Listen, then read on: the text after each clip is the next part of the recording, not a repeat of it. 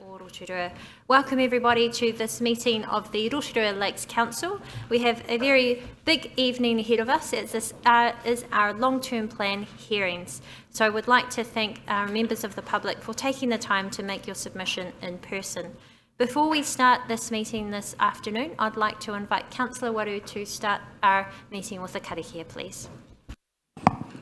Kia ora tātou, kia nui tātou. E honora he korore ki te atua e maunga rongo ki te whenua he whakaaro pai ki ngā tāngata katoa amini. Anga maira e te atua he ngā kou hau ki roto ki tēnā ki te nō mātou. Arahitia mana ki te awai mātou roto i au mātou mahi katoa. Pai hoa e orana e mana ana i ngā tau mutunga kore he korore ki tō ingoa tapu. Amini. Thank you very much, Councillor Waru. I'd just like to remind everybody that this meeting is being live streamed.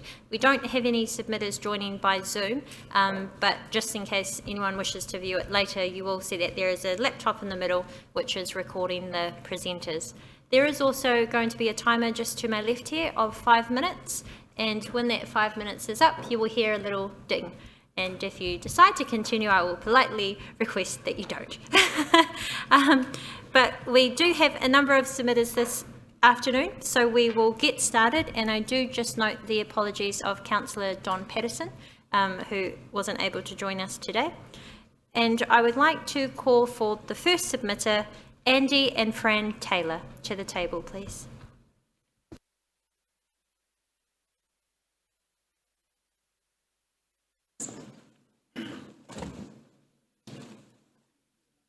Okay, we're on, are we? Well, thank you to you all for taking the time to listen to us. And I hope that you have followed Councillor Lee's promise, there he is, who said he would read every submission prior to these hearings. So hopefully you've familiarised yourselves with ours. Oh, thank you. So we look at the council really like a mother hen, and we're the chicks. You're meant to look after us and take care of us and plan for us. You're not there to oppress us as the poor, as you will have read in Saturday's paper. Rotorua is one of the lowest income communities within the Rotorua district. Probably some of you here paid more in tax than we do in gross. And I think before you make decisions that will dramatically affect the people of the community out there, and particularly financial ones, you should take the time to walk in our moccasins to see what the effect is going to be on us long term, even on a daily basis. So I speak for myself and my wife, I guess, but sometimes I feel like we're treated as a leper colony out there, and that we're the bastard child with how we're looked after. When you look at the state of some of the facilities that the council is supposedly meant to provide. So we have a number of concerns. Many of those are around the sewer system. That's what we're going to address today, and they have been outlined in our submission, most of them, so I'm not going to sort of repeat myself too much. Firstly, you know, when you undertake a project, there is a premise that needs to, and the premise for the sewage scheme was the water quality of the lakes has to be protected and looked after, and we 100% agree with that because they're beautiful. However, we've got 3 lakes out there, and the water quality of those 3 lakes is affected by different things, and so Rotorua has the Rotorua Lake going into it, then they've got the wall that diverts some of that water quality down the Kaituna. Rotorua has a thermal stream flowing into it that gives it a warm water, so the bugs love to grow there. Rotorua is very clean. It's one of the purest lakes in New Zealand. So to have lumped all 3 lakes in under one size doesn't fit all in that situation. In our opinion. So before committing to the significant costs, I think there's sort of been some research done in regards to the water quality of each individual lake. Now, how has it been affected over time? And I think, and we actually asked for, in our submission for documentation to support the research that went in before you spent $50+ million of money. And I think you'll find that the Rotorua water quality has not been affected at all over the last 50 years. with the 50-odd batches on septic tanks around there. It hasn't deteriorated, and so, in our opinion, it wasn't even necessary to put a septic scheme in. And had you undertaken done some research, and obviously there's 200 plus properties in Rotorua, say $1,000 per property, it would have cost you less than $250,000 to do a detailed investigation of the septic system on each individual property, and you would have found them, probably there would have been a few that needed upgrading, but most of them were doing an inefficient job. And the soils around Rotorua are pumice, which are a wonderful filter that nature's provided, and I suggest that any water quality or runoff would have come from farms and not from the septic system. So I feel your premise was flawed in the very beginning because you didn't answer it. You took a general view over the 3 lakes and you didn't answer it concisely before proceeding. I'm looking at that time. So, but in a documentation issued by you in 2019, Rotorua was finished, basically. So it was pre-COVID, it was pre the high lake levels, and at the time, inflation was less than 3%, and the costs were well defined. And in your document, you said the cost was about $14,000. So why should anything increase above that? Obviously, Rotoiti had problems. Rotorua residents shouldn't be burdened with the neighbours' problems. That's just not right, that's not ethical, and it's just not fair. And so I think for Mr Stavros to claim all of those things as reasons for the increase, oops, I see I'm finished now, I'm done. I'll rob my wife's 5 minutes from tomorrow. But anyway, that's all we can say today. Thank you. Thank you very much, Andy and Fran. I'd now like to call our next submitter, and that is Peter Whale, who is representing Lake Rotorua, Kennedy Bay and Rotorua Bay community.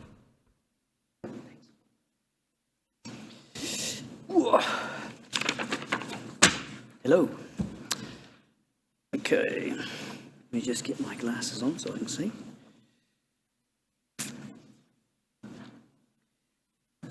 Okay. Thank you for arranging the opportunity for me to speak to the submission today. I'd just like to start by outlining the group submission I'm speaking to is on behalf of Rotorua residents from Rotorua Bay, Kennedy Bay, around Rotorua. I'll take the submission that was lodged with Council as read and talk more in general about the way the residents feel about the situation we now find ourselves in. After much discussion as a group, it's become apparent that several properties around the lake may struggle to achieve the compliance with the OSET system individually due to their either site restraints to the proximity to the water. The community would like to see that the reticulated system being the one that would be the preferred option and to comply with the regional council's mandatory objectives. Our feeling is that being a small and isolated area of the Lakes region, we want to be here today to ensure that we are not forgotten in the planning process and that the council includes Rotorua community in the sewage reticulated scheme within the 10-year and 3-year plan moving forwards. Having a reticulated sewage scheme, it will give everyone some assurance in the future that if we experience the lake fluctuation levels as we have over the last 12 months, we have a degree of resilience moving forward, and the health and safety of everyone using the lake and the wildlife who call it home are protected for our future generations to enjoy. People living in the bay had to leave their homes during the latest floods, mainly due to the lack of sewage disposal. If we had a more robust system in place, it would give property owners and the community some assurances that they would not need to leave their homes vacant during what was already a harrowing time for them. One thing to note is that during the flood, it really was clear about the relationship each lake has to each other and the effects each lake has to the next. In order to protect the lakes as a whole, every lake needs to be protected, and the area-wide reticulated sewage scheme would do this. The main issue, as I am sure you're all aware of, is the cost. We appreciate the complexity and disappointments there have been in the process of securing the funding for the proposed scheme, But we need to have some assurance from Council this will be addressed within the 10-year plan if the objectives of the Regional Council are to be met. The proposed fees for the installation of the reticulated scheme are too much for a small community to bear. We feel the huge costs should be spread over the whole district, plus successful securement of additional funding to make the proposal feasible. The scheme should be not made mandatory until these funds are available. We ask that the Council be proactive now and that they actively explore further options to source additional funding for the scheme from sources outside of the ratepayers' contributions. We believe the lakes are a natural asset, and funding from a national level should also be aggressively pursued to reduce the financial burden on the small amount of individuals. A separate Rotorua fund should be set aside now to ensure that this is accounted for. We have 2 boat ramps currently in Rotorua, one at Kennedy Bay and one in Atautu Bay. Both of these were badly affected by the water levels over the last 12 months, and the one in Atautu Bay is still underwater. We would like Council to include in the 10-year plan allocation of funds to at least repair the existing structures or perhaps even upgrade the jetties so that they can accommodate water level rise and fall. Perhaps a more appropriate pile floating foundation system could be adopted so the ramps can be more flexible during lake level fluctuation in the future. Rotorua is only a small area for public use on the lakefront, and this has been devastated by the latest flooding. Council also should be accounting for this in the plan moving forwards for reinstatement or replacement of our existing seating and picnic benches and a connection of the public spaces that were destroyed last year during the flooding. I'd like to finish this on a positive note. And if we can all work together on finding the additional funding to facilitate the sewage reticulation program, together with land incentive schemes to help reduce nitrogen levels in the lake, we can all hope for a cleaner water quality for our future generations to enjoy. Thank you. Thank you very much, Peter, for your submission on behalf of Lake Rotorua, Kennedy Bay and Atautu Bay community. No problem. Thank you.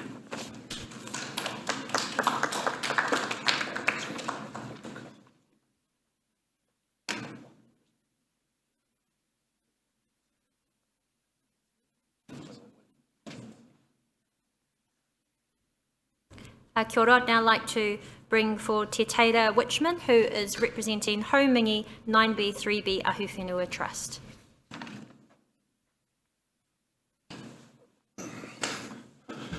Kia ora tātou. My name is Teira Witchman. I am speaking on behalf of the submission made by the Haumingi 9B 3B Trust, so Ahuwhenua Trust. So we are we own a block of land in Rotorua. It's up behind the Emery store and behind Taurua Marae. This block is 120 hectares. It's roughly 500 metres wide and 2 kilometres long. I am speaking on behalf of our trust. I'm the chair of the trust, and we have 350 owners and over 1,000 beneficiaries.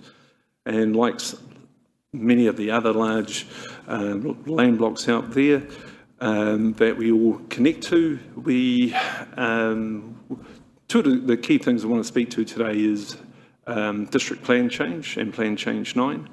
And I know that I'm not going to rant and rave over the wastewater treatment scheme, but while this is still front of mind for people here with the last 2 submissions, what we're asking, what our trust is asking, is that Council undertake an independent review relating to all aspects of this project and how we've ended up in this situation with this over what I think is $55 million of a budget and the prospect of residential property owners facing a $45,000 rates, something that's leaped up 300% since the discussions that we had, and I was part of the steering committee for the scheme, and affordability was a key aspect of it.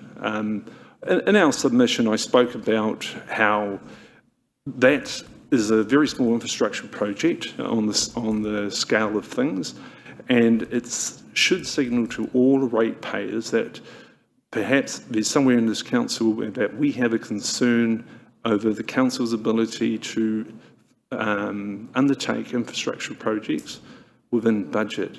And I know there's a lot of publicly funded projects, infrastructure projects around the country that seem to blow budget, which is very different to how the private sector run things. But affordability, as the last presenter spoke, was a key factor for our community. It is a low decile community. We spoke about that heavily during the many meetings that the steering committee had and engagement meetings with the community.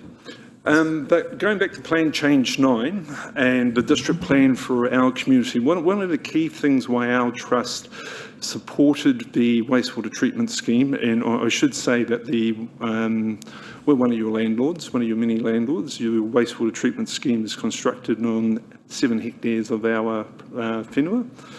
And that initiative to have the wastewater treatment plant on our block was led by the late Willie Emery. And it was all about, one, establishing, supporting the concept of a partnership between council and iwi, and two, for aspirations for growth for our community. We need that infrastructure to build a community. This council was formed over 100 years ago, and prior to that, our family and many of our whānau made the decisions for what happened on the whenua and on the lake in the Rotorua. Since then, when we compare our community to Rotorua, especially Rotorua Central, our community is subject to a continuation of being farmland and forestry, and that's not really the aspirations that were set, that we grew up with prior to this council taking control of our whenua and our community. And we would like this council to, we invite this council to come out to Rotorua and meet our trust and many of the other trusts to discuss the future for our community. And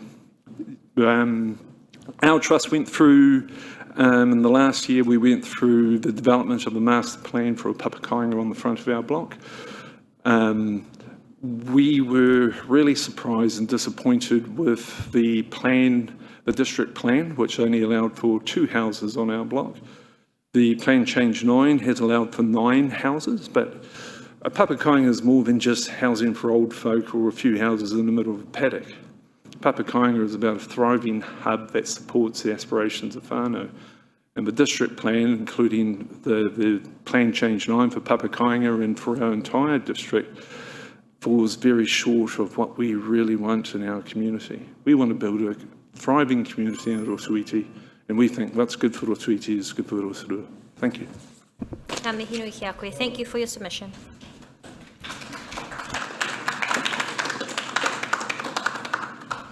Now I'd like to call on Joe Warren.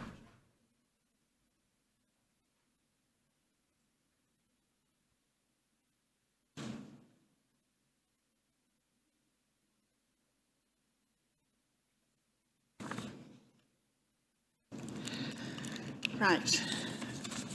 Thank you for taking the time to listen to what I have to say. I'm trying to keep it brief because I know I've only got 5 minutes. So I'm just going to stick to the fundamentals of my thought process and where I got to where I was. In my simplistic view, a council is a body that provides services to the ratepayers. In this case, the council's top priorities should be services such as roading, water, wastewater, stormwater, and sewage. The Rotorua and Rotorua sewage scheme, what did happen? The council made decisions from a range of possibilities, what the best sewage solution for the area would be, and that's fine. I mean, we purchased our house only just over a year ago, and we were in favour of doing something for lake health. You know, that was one of our priorities too. But when we found out about it, unfortunately, the real estate agent didn't disclose, so we found out about it about a year ago, and they found out that it was going to be about $15,000 that we would need to pay. Only recently we found that this was going to be $45,000. We feel that we've essentially left footing the bill for something that really was not our decision, or we didn't have any decision making about. I feel that while a sewage scheme doesn't have any feel-good factor, it is vital to the infrastructure of Rotorua. More than a small amount of pensioner houses or the aquatic centre. I'm sure that I'm not alone in wishing these were the highest priority of council, and any expenditure on these services should come before nice to haves.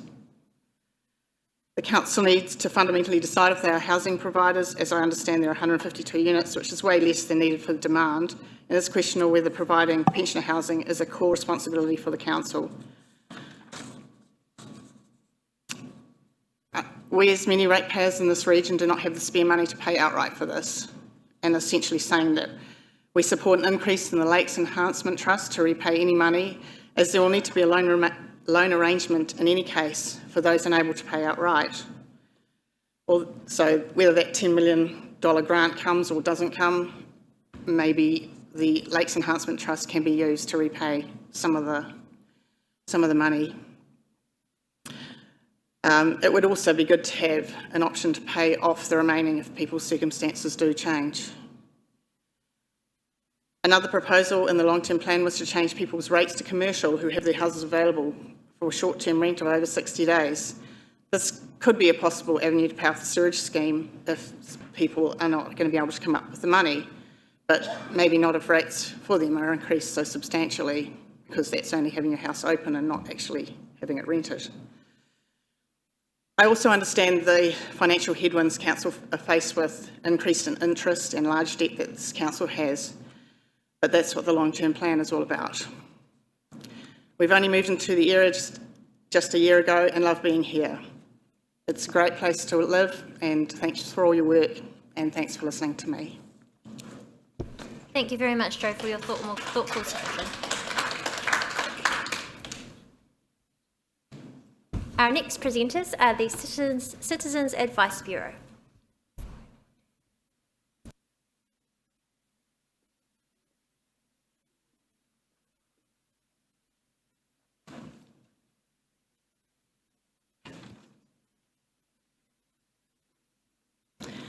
Tēnā koutou katoa. This is Robin Uncles, our chairperson, and I'm Jane Onan-Richards, the manager of the Citizens Advice Bureau. We presume you've seen our submission, and from previous submissions you have a good understanding what the Citizens Advice Bureau does. So we'll take our submission as read, however, I'd just like to stress a few following points. People are the heart of any community, and the long-term plan seems to have overlooked the importance of people, community and community well-being. The 9 key outcomes are predominantly asset and infrastructure and environmentally focused. We urge that there needs to be a balance between spending on physical infrastructure and spending on services that grow resilient whānau, families and individuals in our community. Nowhere in the document is there reference to Council's responsibility for the social, economic, environmental and cultural wellbeing of the community, as stated in Section 10.1 of the Local Government Act.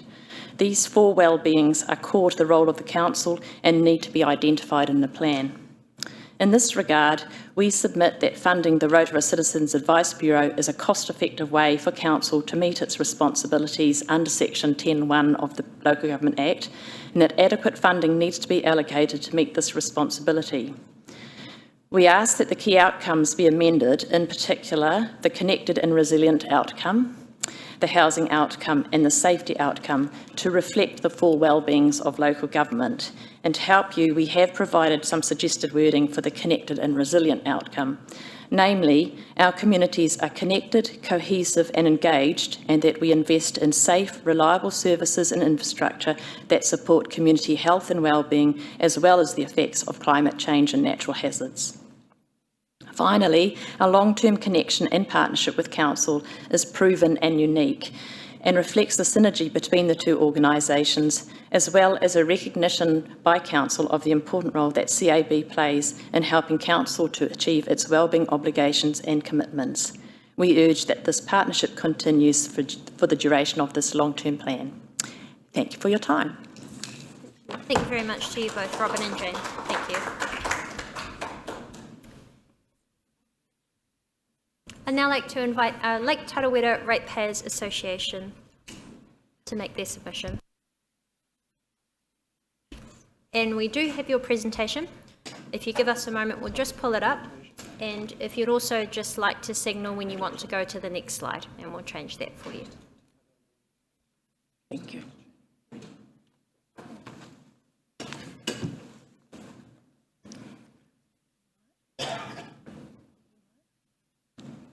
Good afternoon, Your Worship the Mayor and councillors. Thank you for giving us the opportunity today to speak to our submission. As Chair of the Lake Tarawera Ratepayers Association, I will hand over now to Ray Gatland, a committee member who will speak on funding for the Tarawera Sewage Scheme. Way go, Ray. Thank you, Libby. If you'd just like to hold there a minute, we're just having a slight technical difficulty, but I want to get your presentation up for you so that you can see it. If you just bear with us a moment. Thank you. Thank you.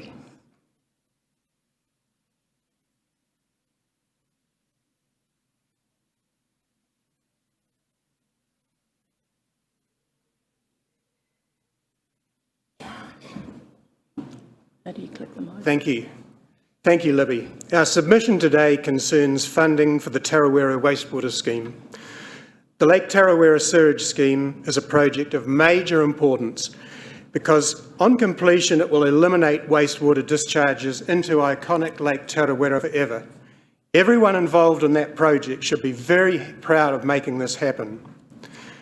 Our submission today is that the total value of funding from both councils and central government should be adjusted to re-establish the property owner's share at no more than 50% of the project cost, and that RLC contributes additional funding to help make this possible.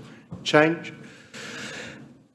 This is how the current funding of the $29 million project looks. The orange sector is the RLC capital contribution of $1,500 per property. The large green sector is to be met by existing property owners, and that corresponds to $50,000, including GST, for every existing property owner. So what does this table tell us? Well, first of all, the projected cost of the scheme has steadily risen, and risen most significantly. And second, the contribution by owners envisaged at the time that the council and the government funding was struck in 2018 was around 50% of the project cost. Lastly, and this is crucial, the central assumption for the funding of the scheme is that property owners take 100% of the cost risk. So while RLC funding has been frozen at $825,000, property owners have watched their individual contribution rise from about $20,000 in 2018 to $50,000 today. That's 2.5 times. The LTP consultation document raises a potential increase to the RLC contribution by $1,200 per property. This is welcome, but this will reduce the owner's contribution by only 2%, still way short of an equitable 50%. The LTRA submits that the RLC funding policy by itself is not a satisfactory approach for RLC for the funding of the scheme. 2, please. Additional matters that RLC must take into account. First, RLC must consider the very wide range of people, locally, regionally, nationally and internationally, in addition to local property owners who benefit from the improved water quality of Lake Tarawera, tourism being the prime example. The variety of beneficiaries can and must be recognised through the equitable sharing of the cost of by the two local councils and central government, as well as property owners. This demands a collective response from the councils and central government.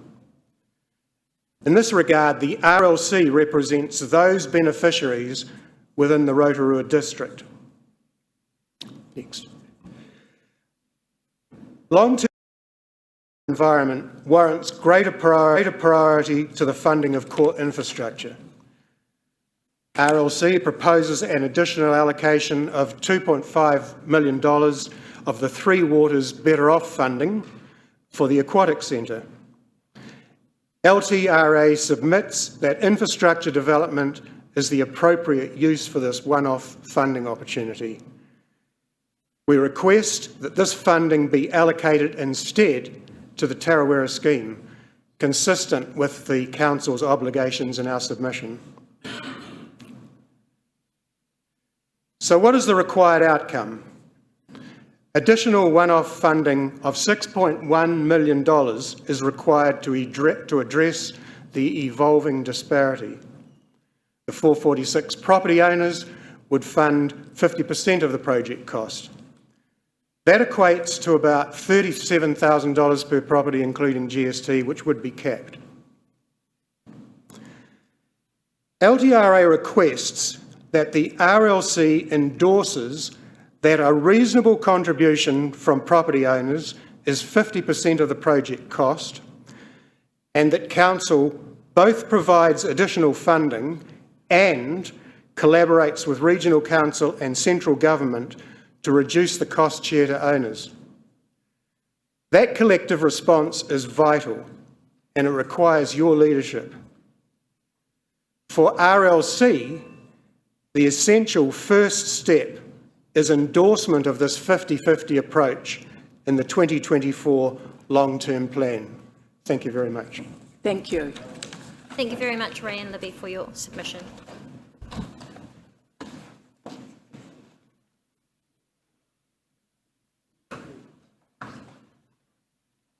I'd now like to call on our councillors Kevin and Councillor Lyle from our Bay of Plenty Regional Council to make their submission. Kia ora tātou e rangatira mai, kui mai koroma tēnā koutou tēnā tātou katoa. Nō reira tatei whakahi manake, tēnā koutou, kia ora tēnā tātou katoa. An apology from Councillor White, who can't be with us. We will take our Regional Council Toi Moana submission as read. Not a great deal we can do in 5 minutes, but touch on a few salient points. First off, I'd just like to make reference to Te Whare Taonga o Te Arawa, the Rotorua Museum, and compliment you all as politicians for what in the end was a very easy decision on your part to proceed with the restoration. As we know, we were all initially involved in the completion. We never anticipated being involved in the restoration, but Formarks and Regional Council Toi Moana was more than delighted to put in near $4.5 million into that for the fit out, and we answered the call from you, Your Worship, and fellow politicians when you asked for that funding to be moved forward to stage 1 of the project. So we were delighted to help you with that, and it was a unanimous decision by the Council. Before I pass over to Councillor Winters, I just wanted to make reference to the future development strategy that we played a big part in last year, and to the councillors from Rotorua Lakes Council who joined us on that. An excellent example of collaboration and cooperation on behalf of the two organisations. We know it's there, and long may it last, but I do bring another extension of goodwill on behalf of the politicians at Toi Moana, and that is that we want to work collaboratively with you going forward, and you have that personal assurance from both myself, Councillor Winters and Councillor White.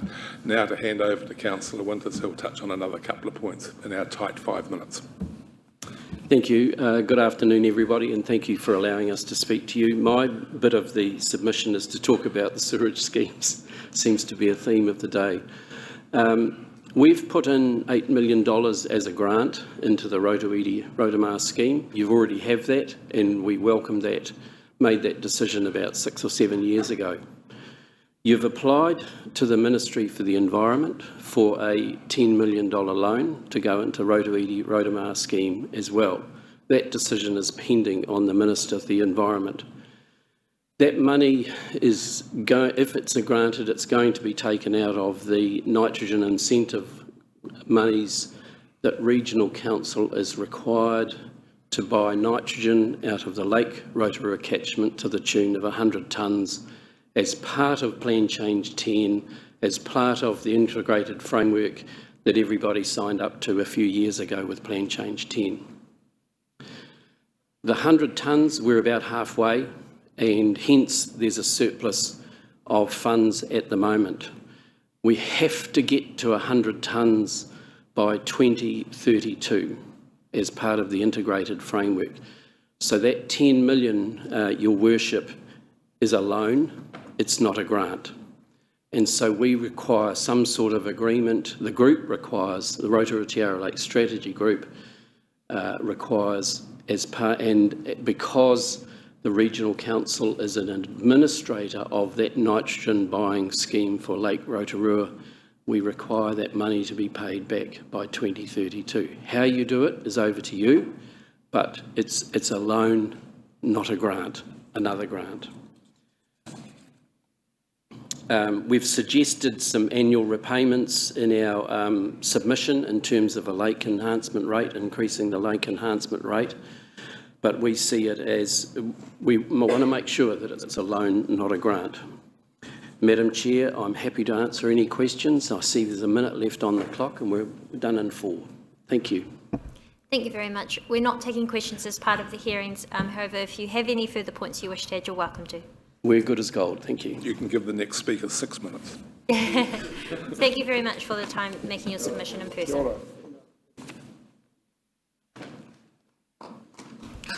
I'd now like to call on Sport Bay of Plenty to make their presentation.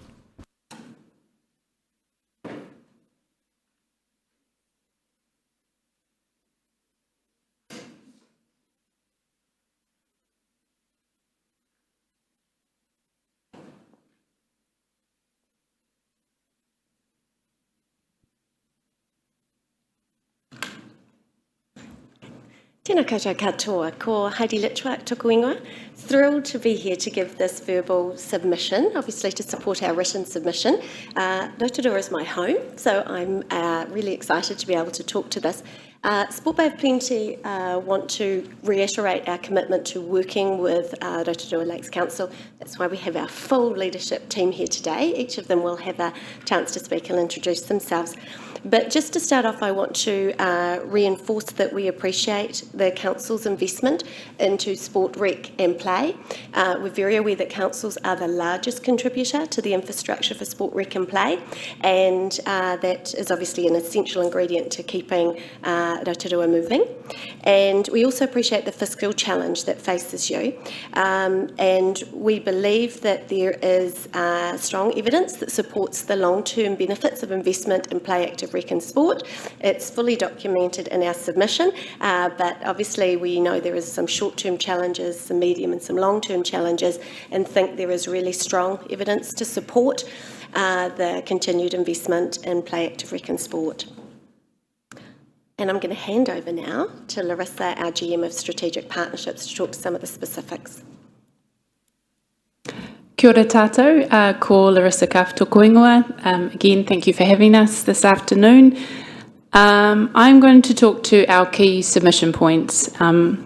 I'm going to start with how we've started our submission, talking to what we felt was missing from your LTP, the Pārekareka strategy, the Play, Active, Rec and Sport strategy, which we understand is a draft strategy produced by Council that has been presented to councillors in LTP workshops.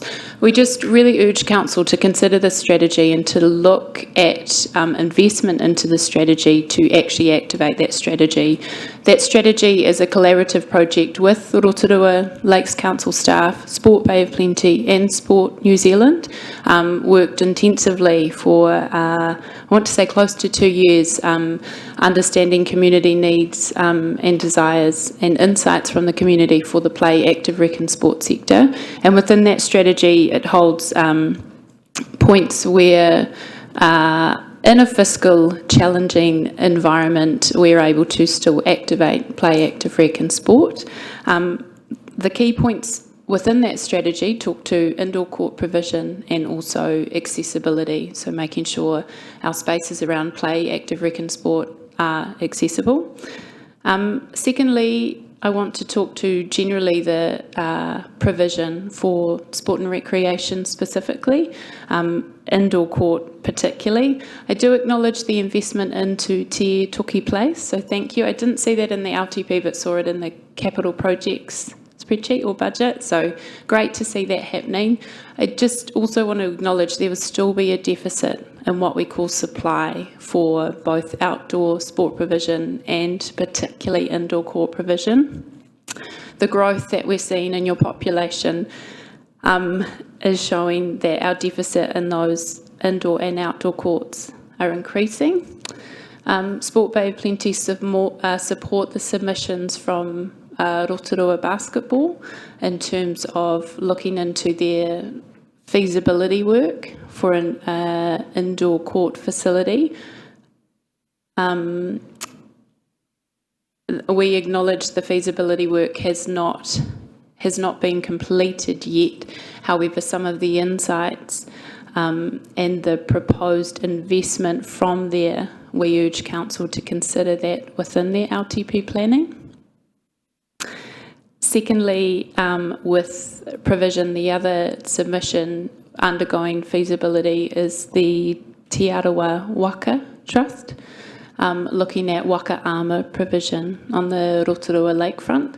So again, we talked on our submission the growth of waka armour, particularly for the Central Bay of Plenty for Rotorua, and want to urge Council to also consider that submission and consider the insights from the feasibility and investment in LTP.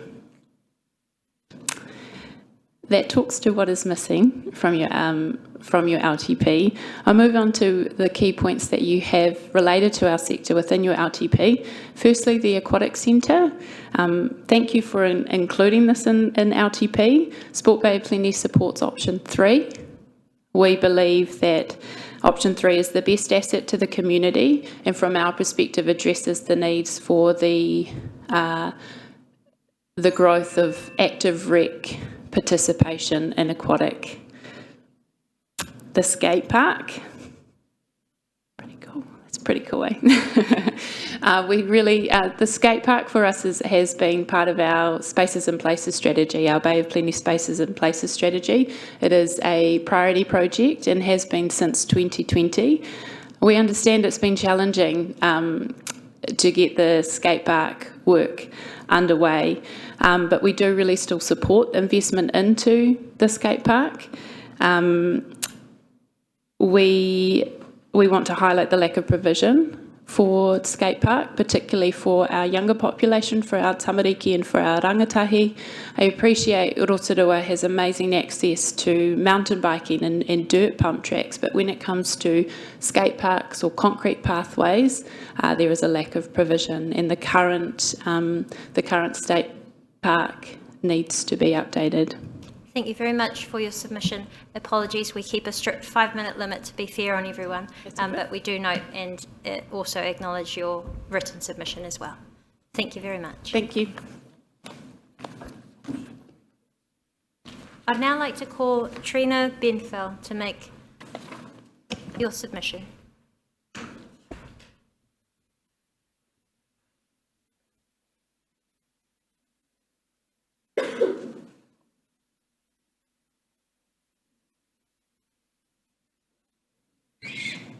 Hello, I'll be speaking on behalf of my nan.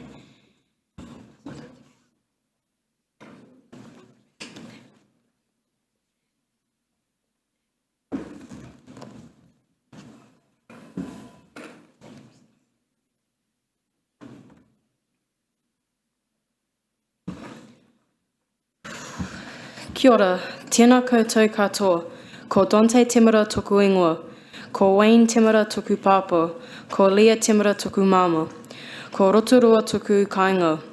Mō reira, tēnā koutou, tēnā koutou, tēnā koutou katoa. Hello, my name is Dante Temura. I am 13 years old and I am here regarding the new Rotorua skate park. I started skateboarding back in 2021, 3 years ago. Today, I'm now a sponsored skateboarder. I became the youngest team rider ever in history for Backdoor New Zealand. Throughout my skateboarding journey, I also picked up other big brand sponsors such as Volcom, Santa Cruz Skateboards, and DC Shoes, just to name a few. I've travelled all over New Zealand and to Australia to compete in skateboarding competitions and have placed first in my age group. My dream is to become a professional skateboarder and to one day compete in the Olympics and represent my country. Now, our current skate parks. Rough surface, cracked concrete, rotting wood, protruding screws, uneven ground, poor car parks, and the list goes on. With the current conditions of the Rotorua skate parks, I am fortunate enough that my parents take the time to travel outside of Rotorua to neighbouring cities, where they have better and safer skate parks for me to develop my skills. These are the towns and cities I travel to most weekends that have brand new and safer skate parks. Papamoa, Mount Maunganui, Te Aomutu, Cambridge, Taupo, Tokoro and Hamilton. Now that's just the ones that are close to Rotorua, but I've even gone further to Flaxmere, Gisborne and even Auckland. When I travel to these places, sometimes I sit there and think to myself, damn, I wish we had these back home. So here I am standing in front of you, the councillors, Auntie Tans and Councillor Fisher-Wang. I met you last year at my kura Rotorua Seventh-day Adventist, where we talked about the new skate park.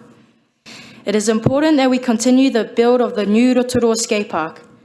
So for me, I guess I'm one of the lucky ones that have parents to take me to these out-of-town skate parks so I can pursue my dreams. But what about the ones that don't? The less fortunate, the ones that can't afford it, and the ones that don't have the same opportunity. But can you imagine with a new skate park, you, the councillors, can give that opportunity? As a personal request, can you please help me fulfill my dreams? Thank you.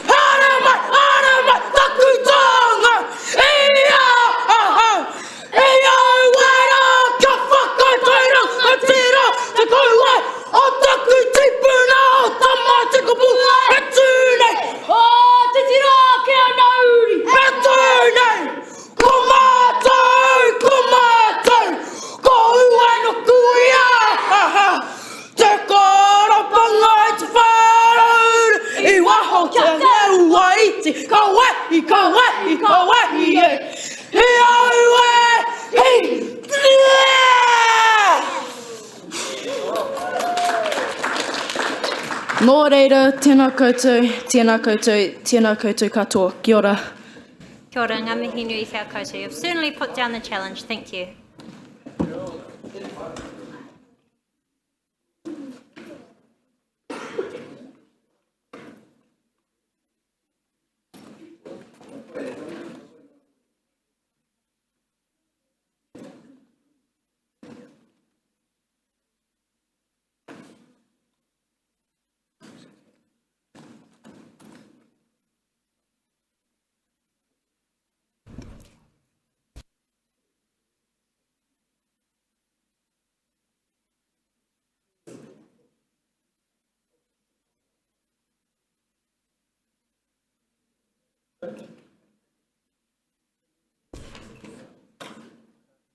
We've just got a short gap, so we're just going to see if submitters would wish to come forward, if you'll just bear with us a few minutes.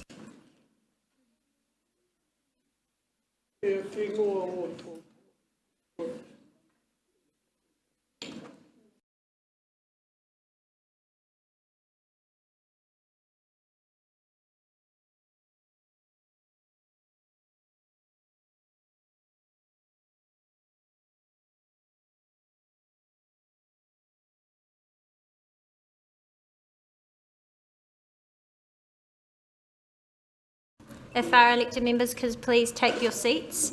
I'd like to welcome Pamela, who will also do the submission for Julie Sherwood first. So we are number 84, Julie Sherwood, and 85, Pamela. Now, Pamela, just checking, would you like to do Julie's first and then yours? Just mine. Julie's just allocated me a little bit more time, if that's okay. Okay. Yep. When you're ready. Okay, thank you. So I'm here to speak to my submission about the Council's long-term plan, and in particular, the sewerage costs for Rotorua, Rotorua and Rotorua. We could discuss project mismanagement, timelines, change of project scope, change of type of systems put into each lake, meaning 2 resource consents required, when Council told us that 1 type would be used. Gratuities paid to different groups, some people not having to pay for their systems, how maybe someone should lose their job because of the outrageous amount the project has ended up being. This would be a wasted conversation, as most of this information is rumour and gossip. Council has not been transparent with us about this project. I feel it's up to the Council's financial controllers to do due diligence as to why this has happened, so we, the ratepayers, don't end up in the same situation again. Someone will have to pay this debt, and I guess the question is who? So my name is Pam, and as you can see, I work for a financial institution. And I'm also the treasurer, for the Community Association. So my greatest concern is, how can you reasonably expect people to afford the amount that has been quoted in the long-term plan, $45,000, when the original amount we have been told was $15,000. Some of us have had this money set aside for quite some time. So as a prudent lender, we have to meet certain criteria around affordability and someone's ability to repay debt so as not to place people in hardship. We have to check affordability and make sure that their payments are affordable. So emphasis there is on being able to afford repayments as to not get into a hardship situation. I'm not sure if the Council is covered by such requirements, but surely ethically and morally you would not be able to give that much debt to households that are already looking at increased lease costs, power, food, and actually just general costs of living. And on the flip side, their incomes are not going up. So we have superannuitants, people on benefits, young families on limited incomes that cannot afford to get this level of debt. Even giving them the ability to repay it over 25 years does not help with their affordability. If this amount is adopted, effectively their rates are doubled to over $6,000 a year, more than $230 a fortnight, which is unacceptable and unaffordable. You might say the debt will only remain for one sale. In other words, if you sell your house, obviously the debt would be repaid as a condition of purchase. This effectively reduces the equity in their properties. However, for many people, this is their retirement or forever home, or at least it was going to be. I realise the Rotorua Lakes Council is not a financial institution, but I am sure the same principles apply. Effectively, you are giving or forcing finance on property owners or leaseholders for this astronomical amount of $45,000, when the original amount was $15,000. This amount is unaffordable and unfair on our community and may put people into financial hardship. So we at the Community Association have suggested that perhaps we could come up with a solution. Maybe if we paid the original amount, which was the $15,000, and the rest be funded in different ways through the Lake Enhancement Fund, Council increasing their contribution, increasing previous funding arrangements, thereby reducing the amount to make it more affordable and easier for us to pay. Perhaps this would be more acceptable for all those people involved. So, yeah, that's it really. I'm coming from the affordable side of things, so it's just unrealistic. $45,000 is huge for anybody.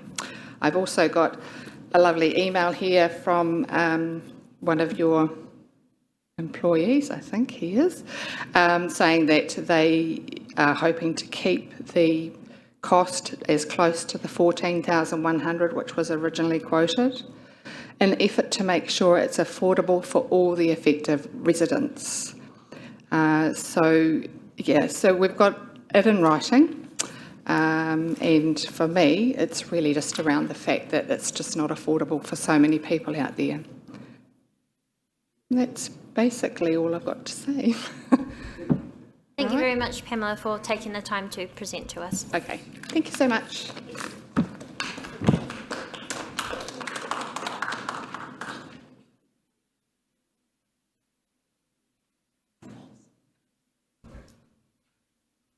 We seem to have a short gap in our submitters at the moment, so we'll just take a short break until the next people arrive.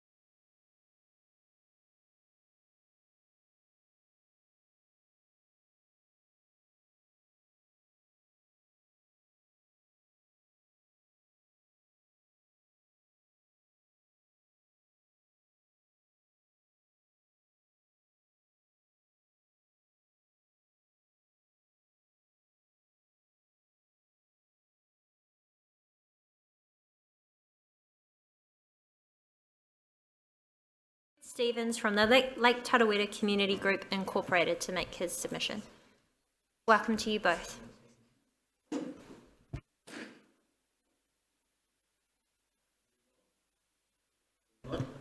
Green button, and we've got 5 minutes. You will hear a little ding by the end of that.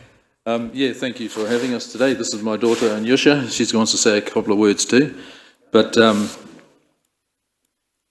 yeah, I think I'll let her start. Here you go. She'll set the scene. I don't think it's fair for my dad to pay $70,000 for something he can do himself for $10,000, and the rest of the money can go to my education. Okay.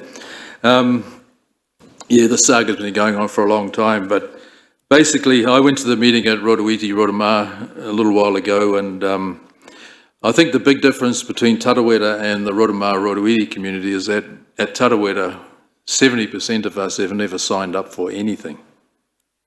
Back in July 2022, Council tried to get 75% support from the community to proceed with reticulation. They came up with an option A and B newsletter.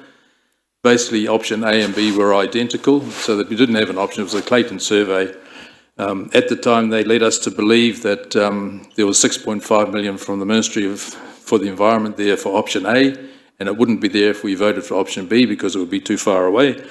So they sent that out because they needed 75% support, one, to get the reticulation underway, two, to go to the Minister for the Environment and tell him they had 75% community support before he would consider giving the $6.5 million back that he'd rescinded.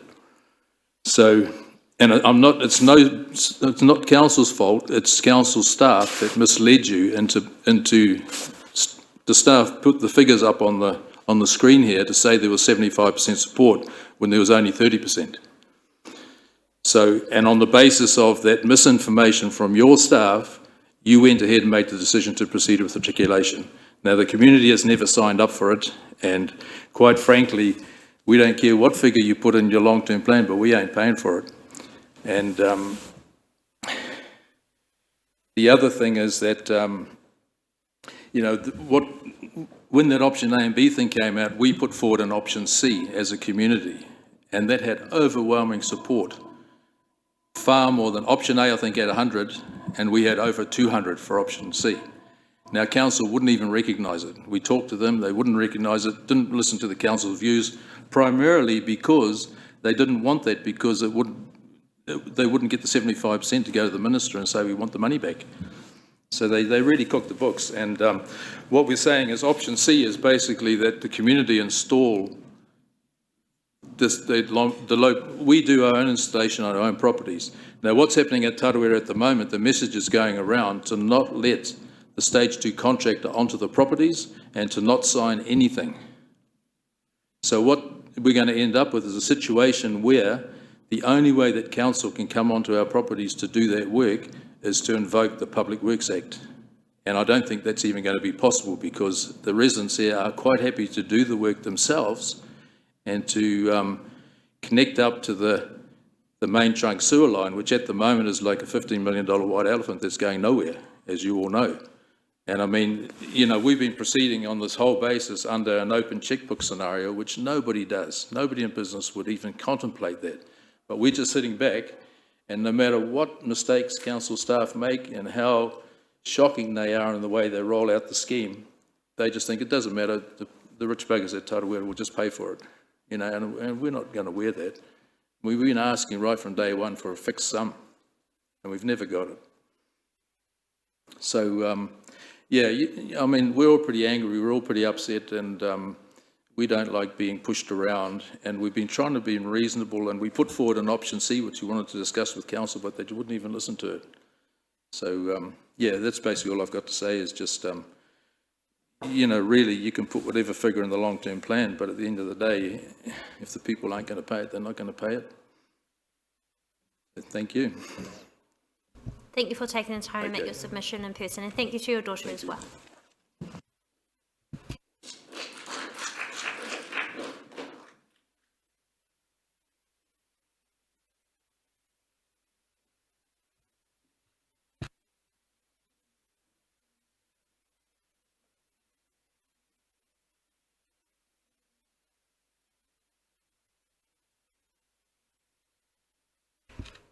The next submitter I'd like to bring forward is Waifata.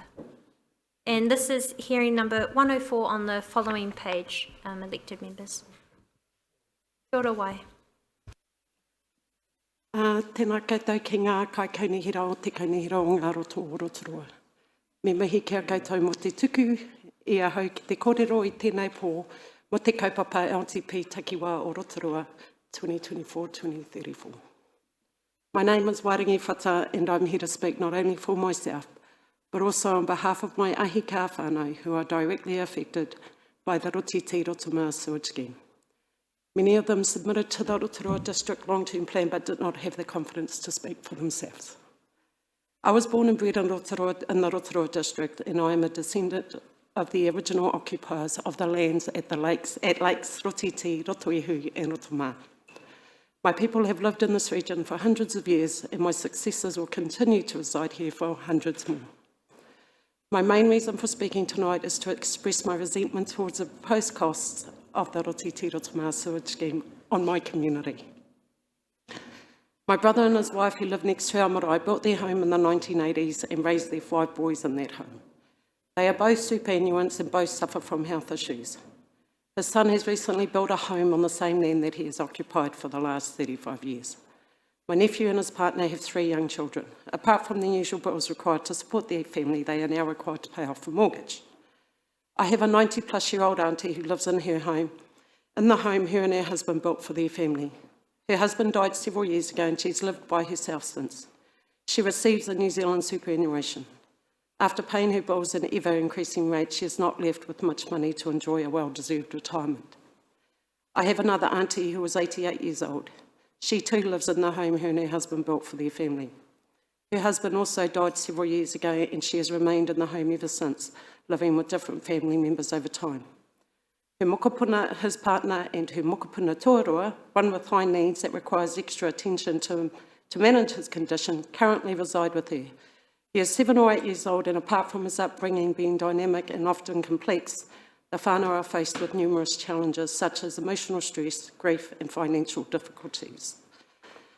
My son and his partner, who purchased his first home down the road from where I live, have 4 children, 6, 4, 3, and 8 months. My daughter-in-law recently finished work to be a stay-at-home mum.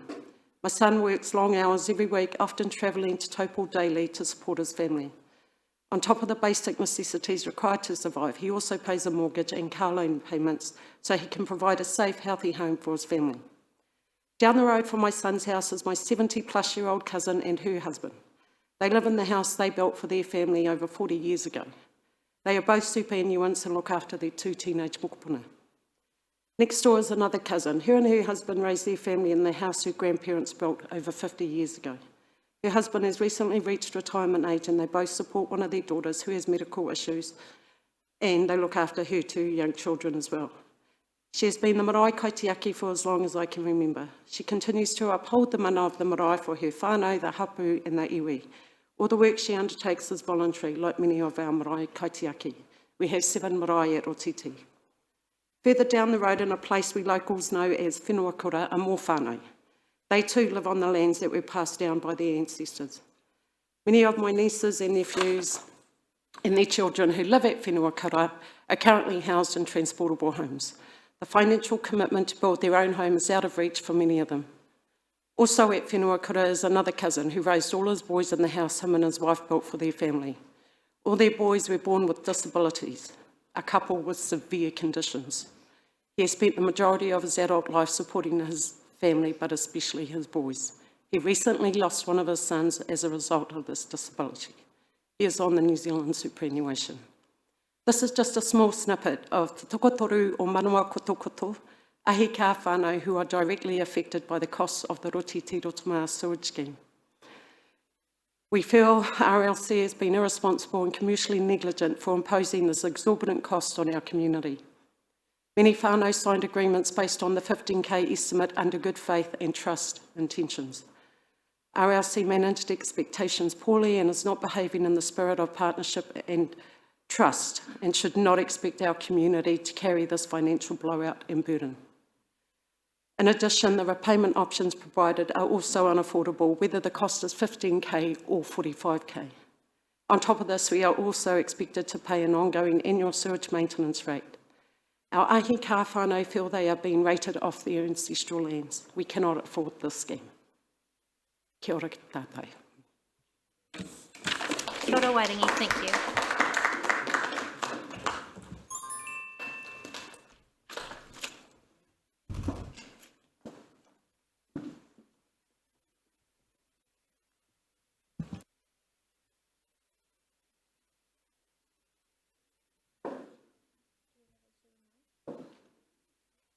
We don't have anyone else right now.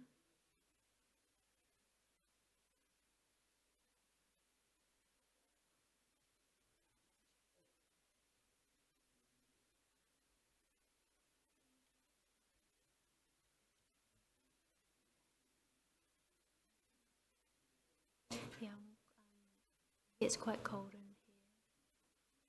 So I'm just concerned if we don't have aircon, but maybe.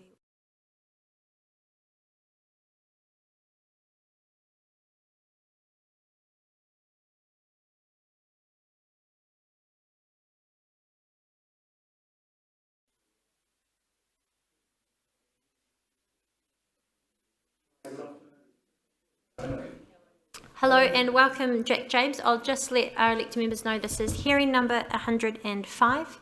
Jack James. Thank you very much. Can you hear me? Yes. I'd like to speak briefly on our sewage scheme at Rotorua. We live at Rotorua.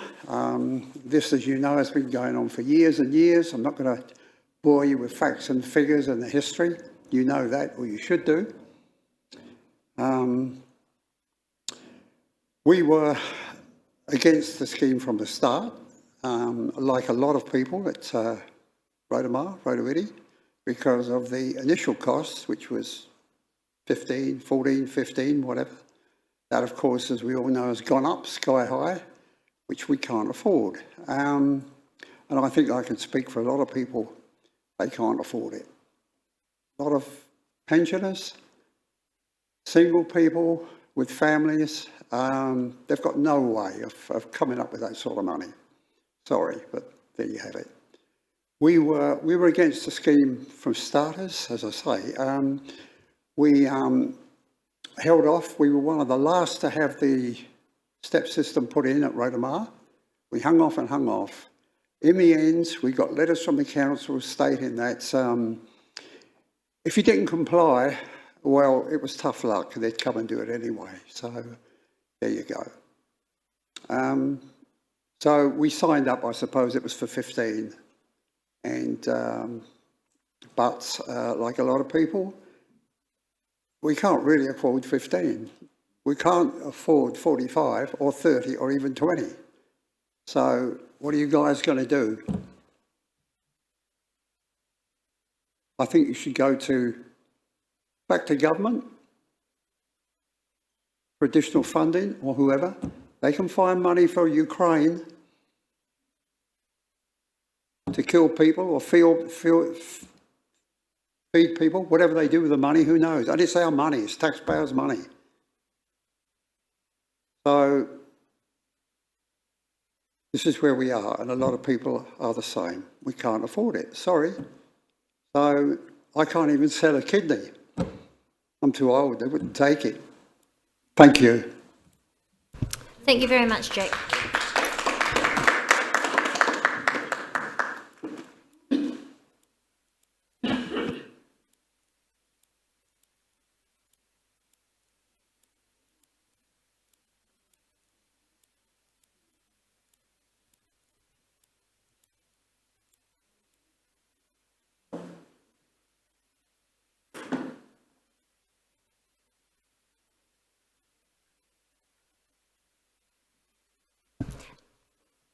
Kia ora, I'd like to welcome Mina Mohi, and this is hearing number 106 for elected members. Kia ora, when you're ready. Kia ora tātou. My name is Olamina Mohi. People call me Mina, some people do. I have to acknowledge my partner first, who just spoke earlier. I'm very proud of him because he doesn't public speak.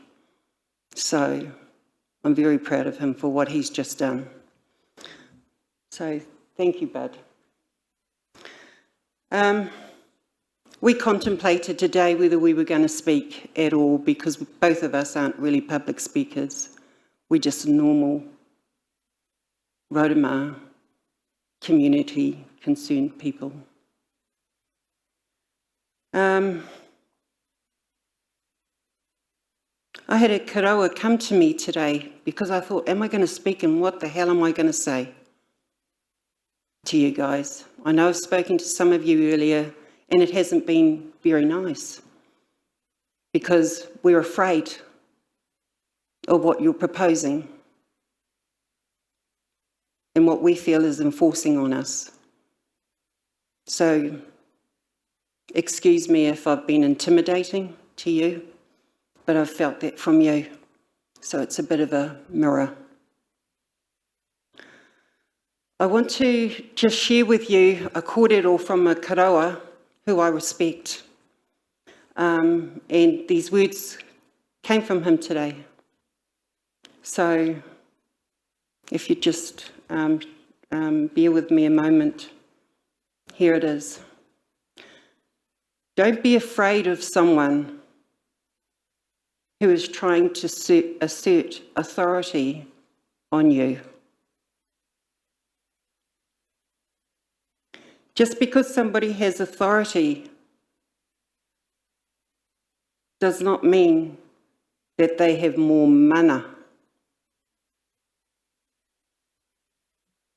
If somebody is asserting their authority, they have to go.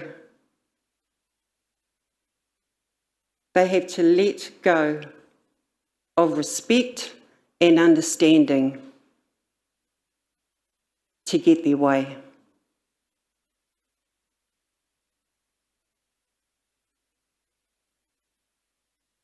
And we no longer have an equal. I've heard some really good speakers previous to just coming in here this afternoon, and they speak quite eloquently. And I thought, oh my God, I'm not going to speak because I don't know half these words.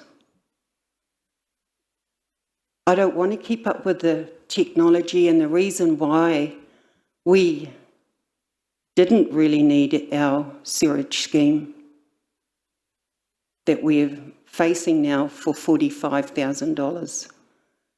To us, it's unacceptable. It's not affordable. It's frightening for most of us out there in the Rotorua. So we would really like you to reconsider what's happening to us out there as a community. You've had some really good speakers. I'm not going to say any more because they've all said it for me. So, yeah, so that's me really. Thank you. Thank you very much, Wilhelmina. Kia ora.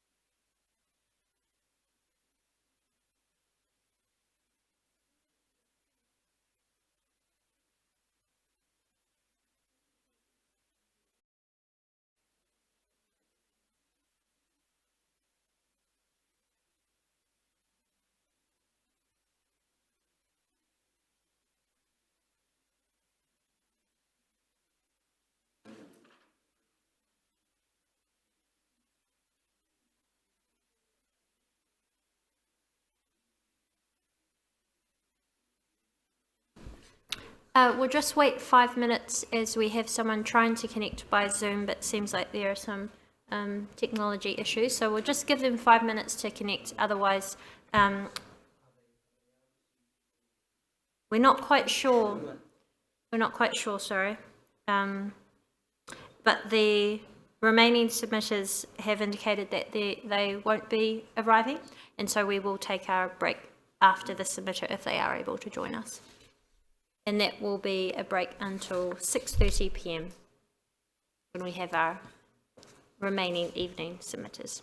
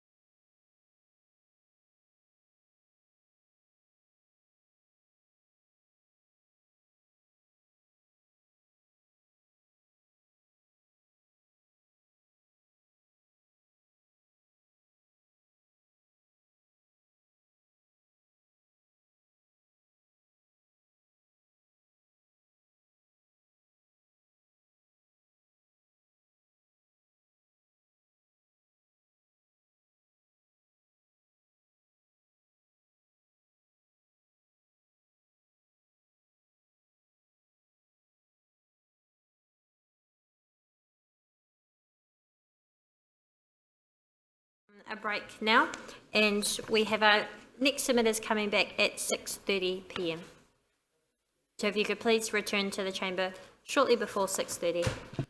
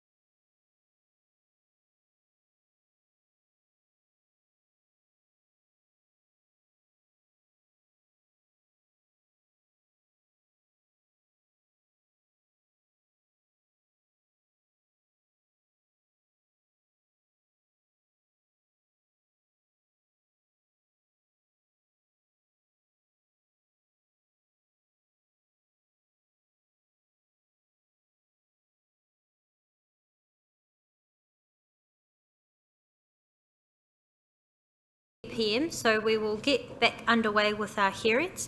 Thank you very much to our members of the public who have taken the time to come here on your evening. Just a reminder that you have 5 minutes. We will have a timer here, and you will hear a bell if you do get to the 5 minutes. So first of all, I'd like to welcome up Paul Charteris. Elected members, this is hearing number 95. Welcome, Paul. Good evening, councillors.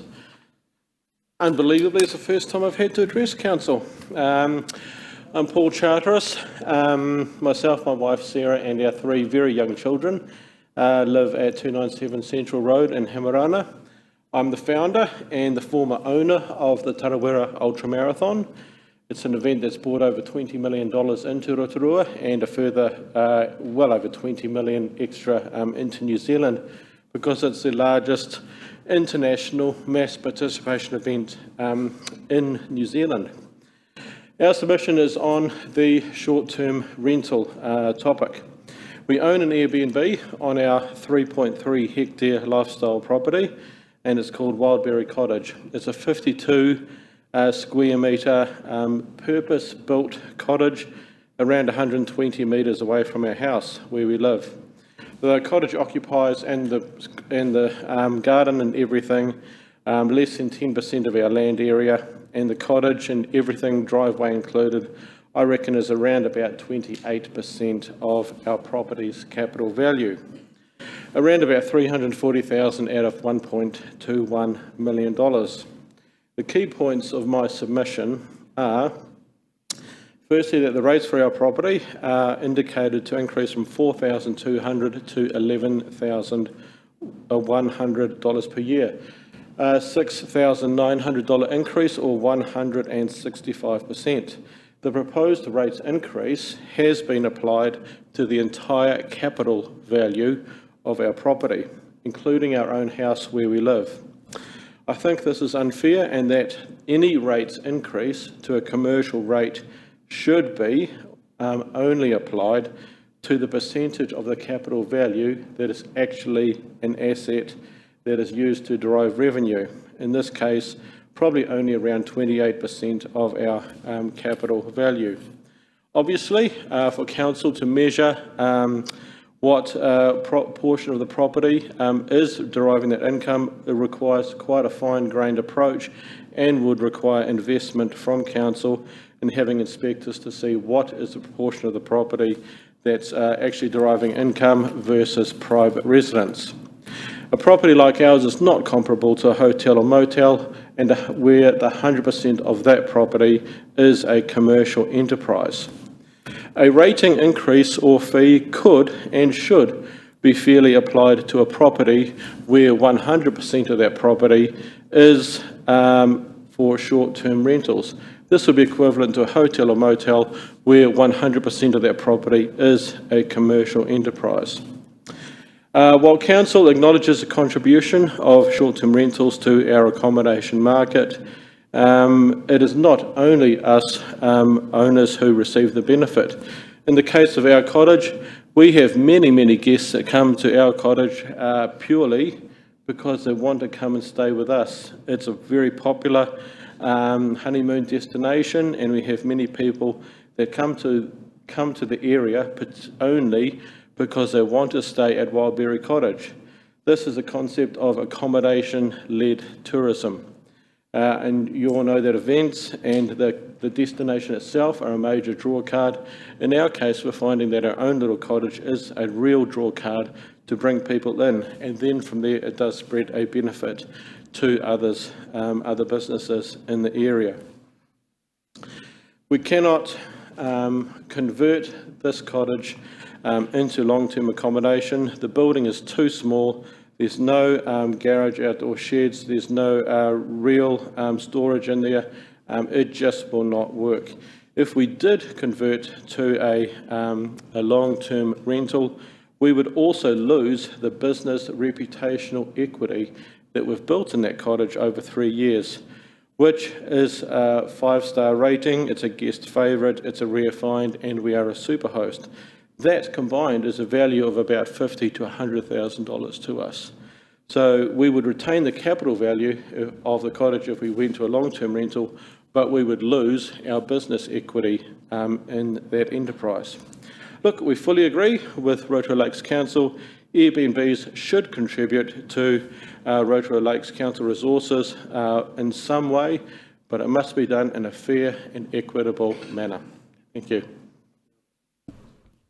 Thank you very much, Paul. We appreciate you taking the time to make your presentation in person. Thank you. Thank you.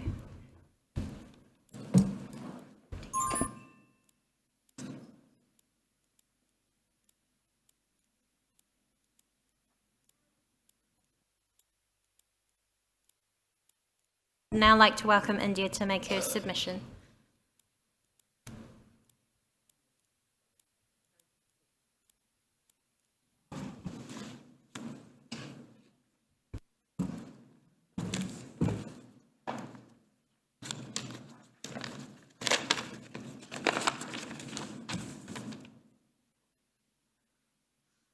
Tēnā koutou katoa.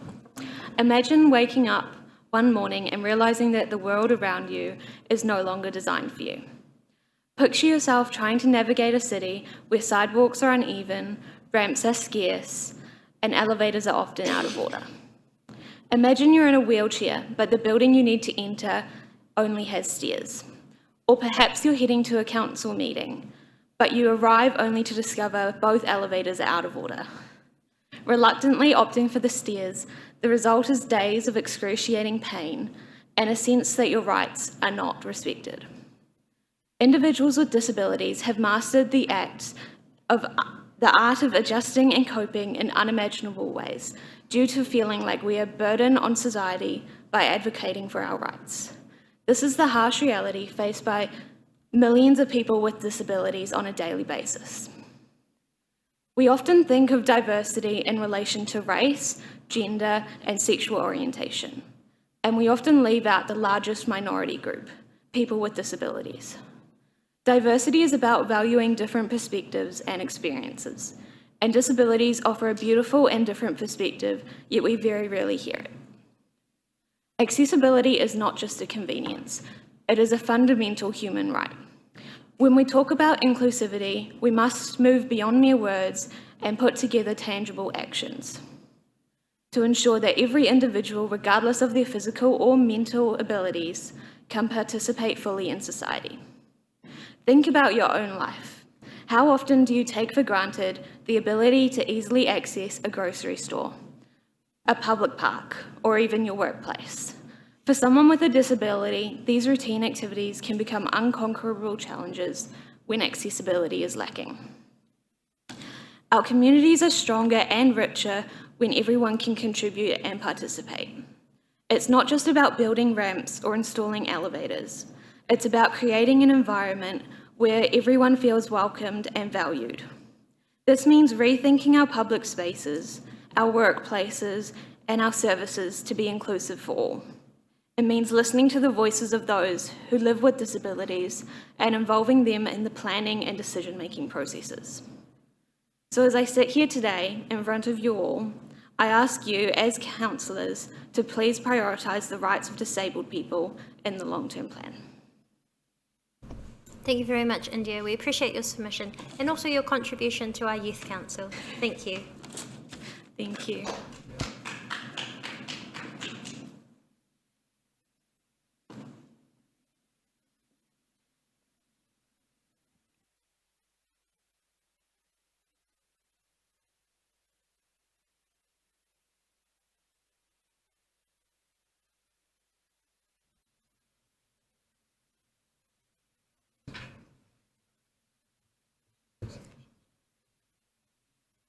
Kia ora, Mariah. This is our submitter, Mariah Pormana.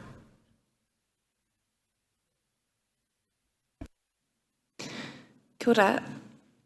Kia ora koutou. Thank you for this opportunity this evening. I'm a bit out of practice, so aroha mai. Ko wai au. My name is Mariah Pormana. I'm married with 3 children and 1 mokopuna. They're here with me today, as well as some of our staff from the Fordlands Community Centre. My father is Greg Whakataka Brightwell and my mother is Janet Weeper, who served on the council for over 12 years. So I can see some familiar faces, some well, hello. I'm the Programs Manager at Fordlands Community Centre for the last 4 years. I have a degree in psychology and I've worked in the social sector for close to 16 years, so since 2006, mostly as a youth worker. We have a variety of services at the Fordlands Community Centre. We have an employment service, transitional housing service, we have a whānau connector worker and a youth worker. So they're here with me today. We work literally at the coalface and deal with poverty, crime, addiction and violence nearly every day, literally. I'm sure you've heard of all the burning cars. In saying that our community is well connected, we're a strong community and we have a core group of people who want to see change in our neighbourhood. The work there is tiring and can be thankless, but we've designed our services to meet the needs of the community. So if there's a gap in our community, we design the services around that to meet it. And our biggest need right now is poverty and housing especially. The focus of my submission today, have I got a timer on? Sorry. Oh, thank you. The focus of my submission today is about one of the 9 key outcomes identified by Council, particularly the key outcome titled Kua Tūhonotia Kua Pakari Hoki, Connected and Resilient. So that's the title of the key outcome. The title reads really well on the surface, but when you read the description, it is focused on climate change and safe, reliable infrastructure. So keenly observe that you took out the well-being part of that. For me, if Council does away with the well-being part of community being connected and resilient, that will affect our community especially, as I'm not sure if all of you know, but we were actually, very sadly, #1 on the multiple index of deprivation. Now that's a study by Auckland University and it takes into account, I think it's 7 or 9 categories, and unfortunately we're the top of those. Not many people know that about Fordlands. Also, I do remember, I'm not sure if Council if Council still has the social deprivation maps, and I remember probably close to 10 years ago we were -1, so had to come up with a new numerical number. There is a popular discourse that circulates in mainstream society saying to pull yourself up by the bootstraps and give us a hand up and not a handout, and give a man a fish, etc., etc. This is what we're trying to do at the Fordlands Community Centre, and this work is hard. I'm not sure what it's going to take, but ignoring the solution or pretending it doesn't exist will not make the problems go away. In fact, it will get worse. Ask anyone in the social sector. We've built a strong relationship with Council in the past and staff, particularly in the community and parks team. I know there have been times when we haven't been able to find solutions to our problems, and we've reached out to Council and you've filled the gaps and you've partnered with us in many different ways, and we appreciate that. And so that's why I would strongly encourage you to re-include well-being into this description. I know it's something little, but it means a lot to us. If you don't include well-being, what it will mean is when we apply to the partnership fund, we won't align to your key outcomes. We won't be able to align to that main one. So I'm asking you if you would indeed include that, support us, and walk alongside us until we can indeed pull ourselves up by our bootstraps. Kia ora. Ngā mihi nui ki a koe marae, and thank you for your submission. And thank you to your team as well who are attending for the work you do for Fordlands. Thank you.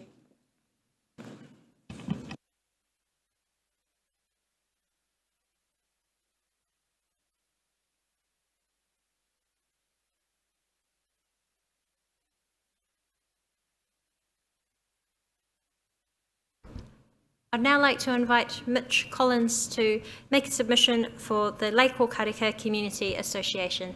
Thank you for hosting us recently, and it's great to have you here in person. Hey, kia ora, Tanya. Keep getting bumped forward. I thought I was supposed to be another half an hour away. Cool. Awesome, hey. How are we all going? Good. Good to see you. Awesome, okay, thank you. It's always good to see Greg. How are we going? So yeah, I'm here today representing the Lake Okarika Community Association. We're quite deeply invested in preserving and enhancing the local environs, and that includes our community wellbeing as well. Our main concerns are largely in three parts, and you've probably read them in the submissions yourself. I'm just going to step them out here, I guess, from some observations that we've seen since, and I guess what our vision is for the future.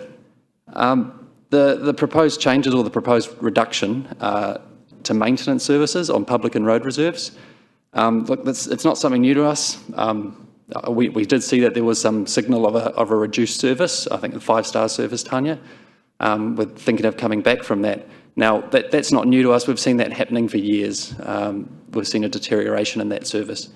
Everyone has that neighbour on the street that lets their grass grow too long, that has weeds in their backyard and it's looking pretty terrible and shabby. That's Rotorua Lakes Council reserve land to us. That's how we see it. We don't have offices overlooking sort of the nicely manicured government gardens. We're trying to take some active control ourselves. We're investing our own money, about $30,000 in the last month, trying to get rid of pest cherry trees after asking for 5 years for those to be taken out by Rotorua Lakes Council.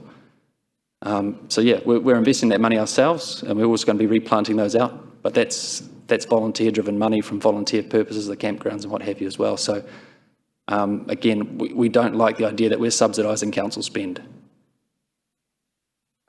Second part, I guess I'm going to go on to the lakes enhancement rate. I do note that these services are needed to improve lake water quality all the way around. Lake Okarika, we're benefactors of the first sewerage scheme, and we're probably almost about paid that off. We've seen a very good boon, and again, I think the TLI or the metrics for lake water quality, we haven't seen quite the jump we might have been hoping, but we do anticipate something should be happening soon. Again, we've worn the pain, but what we're seeing is Bay of Plenty Regional Council, other public funding have told us that the cupboard's bare. Lake Okarika's had their spend. So we have to look for more innovative ways on how we can actually raise funds, be that public or private, to actually make and shift the dial for our community. I appreciate that Lake Rotorua has water quality issues, Rotoiti, Tarawera, but for us, we have to look for more innovative solutions, which brings me to my third point.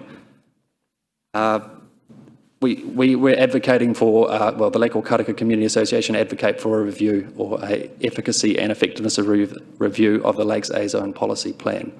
Now this is about 20 years old now and it hasn't had any review. It was a reactionary policy driven by, I guess, a bunch of reactionaries for a hotel development out there at the time.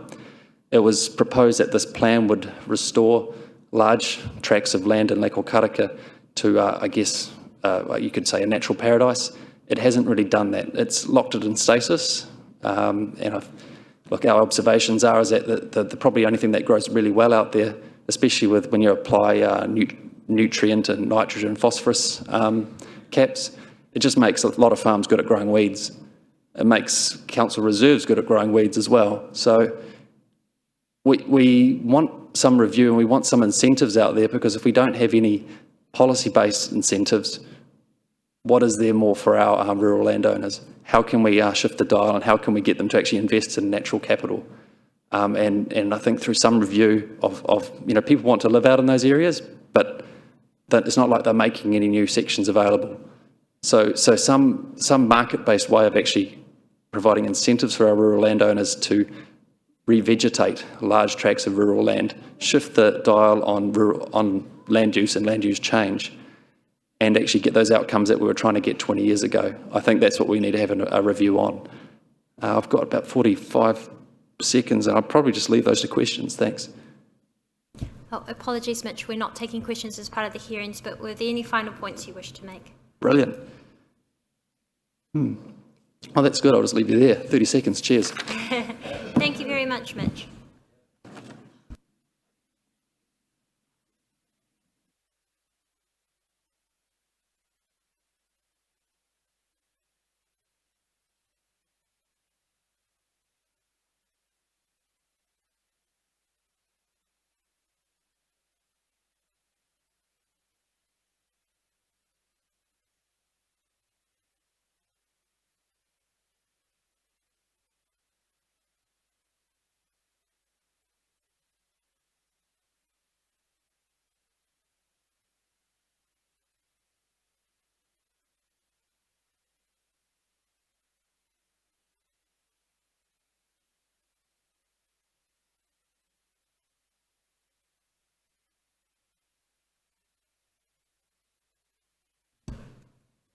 Kia ora, Katie. If you're ready now, we can take your submission.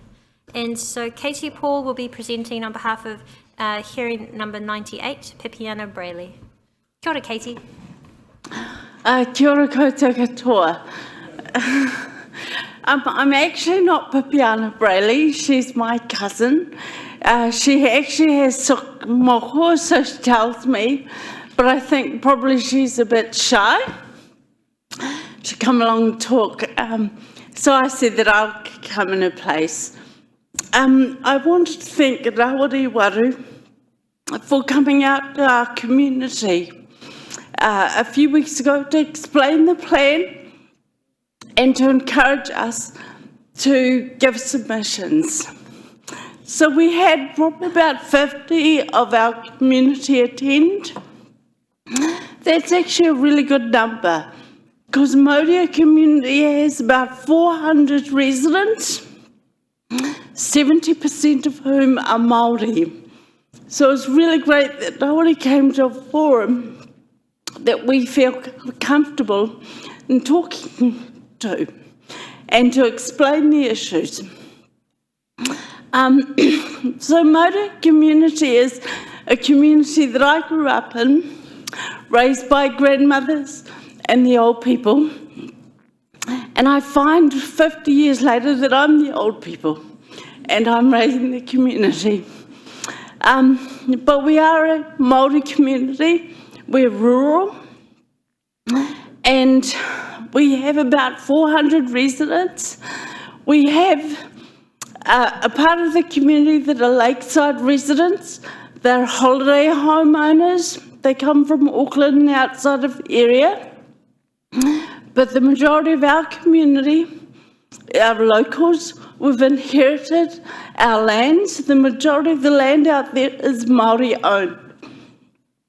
And I'm the chair of one marae, Te Takinga. It's very busy. And Pepiana is the chair of the neighbouring marae. She's inherited that role as well. About our community, we have 70 over 65-year-olds and 70 under 15-year-olds. The rest of the community work, but I would have to say that the majority of our children live in Australia or in the cities, and they're working. We're not a wealthy community. Probably we're about 7 on the deprivation scale. So we don't have a great deal of funding, although I should tell you that I sit on a number of the trusts out there, and we contribute probably about 1.2 million annually in rates to the council. So our marae, 5 of whom we pay annually 25,000 in rates. The land trust that I sit on as a governor is Pahenehene Mauria. It's a geothermal forestry trust, and we contribute $15,000 annually in rates. So as a community, even though our households aren't the wealthy ratepayers, our land blocks are. But the way we feel about the long-term plan is that we are largely ignored. We write submissions, we talk to the council, but we are not heard. We are invisible. And when we looked at your long-term plan, there's nothing in there for us. And so what are the things that we're looking for? We sit as a community between two lakes, Rotorua on one side, Rotiti on the other side, and a channel, Oho channel that runs through it. So we are surrounded by water, but we don't have reticulated water supply, nor a community water supply. We have old bores, water tanks, and so some of our community draws water from the lakes. They're not supposed to, but when your bores run dry and you've nothing else to do, what do? So Rawari's team came to see me and said, Katie, you have a cyanobacteria toxic bloom in the Oho this week. So I had to get out very quickly, along with Pipiana, warnings to the locals. Well, we've been asking for water for about 3 to 4 decades, and yet this council has put us on the long-term plan in a decade, a possibility of having reticulated water. So that's the first thing that we need. We also need stormwater. So Pipiana approached me because their marae had been flooded last year, not long after Cyclone Gabriel. We contacted Fire Emergency, Civil Defence, Piki Thomas. We were told to go to the council. I came to the council and we were told the stormwater infrastructure stops at Brunswick. It doesn't come out our way. So what do? So what we're asking for is to be seen, to be heard, to understand that as a community we are the gateway between a booming tauranga and all those tourists to Rotorua. We have Hell's Gate just on our doorstep, Orkney Falls just around the corner, the VR resort, the Marama resort. We have so much potential. We have so much land, and we can contribute, but we need to be heard. We need to be a part of your long-term plan. But by prioritising the city and ignoring the rural, we find it difficult to support your plan going forward. I think I might have used my 5 minutes up. Thank you very much, Casey, and we appreciate you coming on behalf of Pipiana and sharing the story of Modia. Thank you. Thanks.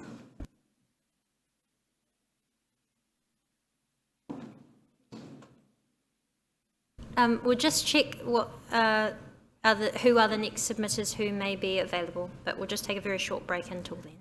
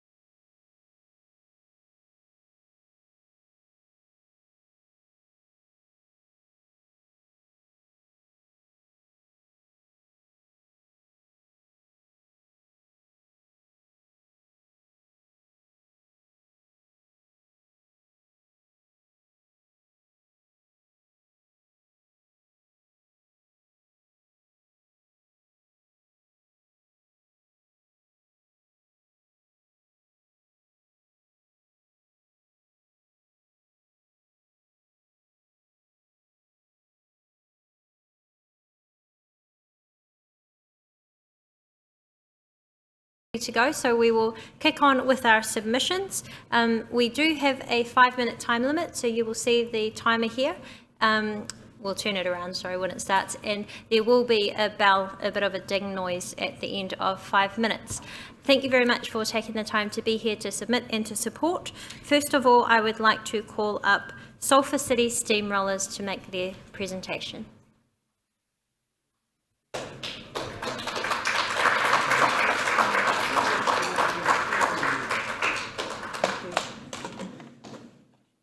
We haven't even said anything yet.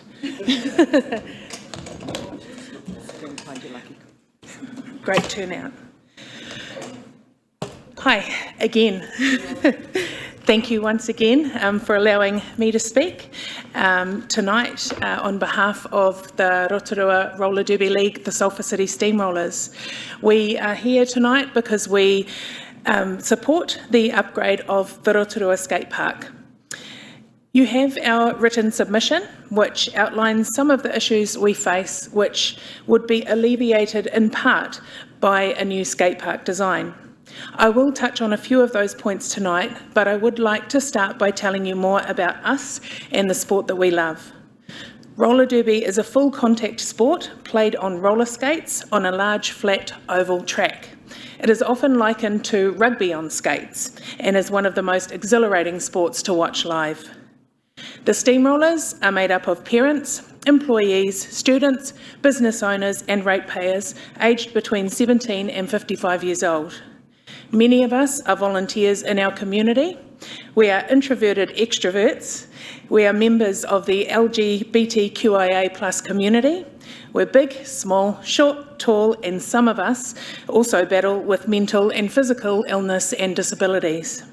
But no matter our differences, we all have one thing in common, and that is an immense love for roller derby, which is a sport that has enhanced all of our lives. We have always battled with venue availability in Rotorua. We have 3 training sessions per week and pay over $450 for venue hire.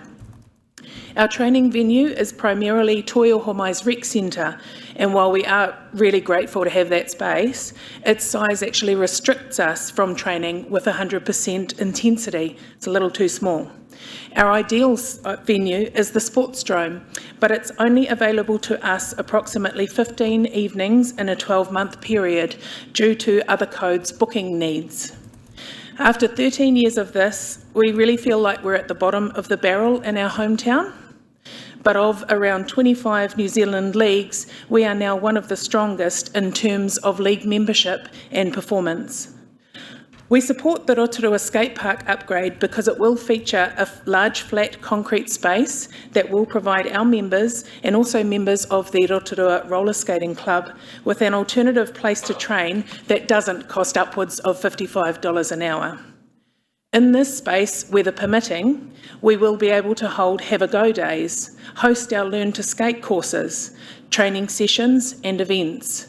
This exposure to our sport will inspire young people and also those who don't fit into the mould of other sporting codes to maybe put on a pair of skates. In the long term, we intend to support the Rotorua Action Sports Trust by working with them to build a roof over the space for all weather activity. Aside from the flat area, our skaters will also use the new skate park for cross-training, as skating in bowls and on ramps and other skate park features is great for agility, muscle and core strength, and just general skate skills. But it's not all about us. You will tick the boxes of so many user groups by continuing to support the skate park upgrade, and you will also promote Rotorua as a destination city for skaters. We feel like, why limit ourselves to being the mountain biking capital of New Zealand? Let's extend that to becoming the wheeled sports capital of New Zealand and once again shine the spotlight on the great things that our city still has to offer. We just need to let them know we're still here. Please support the Sulphur City Steamrollers and other small-wheeled sporting codes, and let's work together to create a destination skate park. And I do just want to add quickly, we would like to extend an invitation to you all to attend the 10th anniversary of our Slam Rock event on the 20th of July to see what it is we do. It is the largest and longest running roller derby event in New Zealand, and it's hosted right here in Rotorua. So you can contact us by using the email address in our written submission, and we'll arrange your tickets. It is not a bribe. We'd just love you to come and see that what we do is very real, and we're very passionate about it.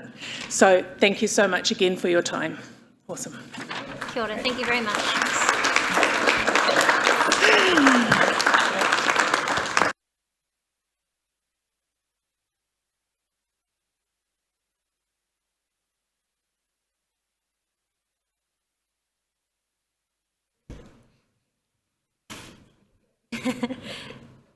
Thank you. I'd now like to call on Rotorua Action Sports Charitable Trust.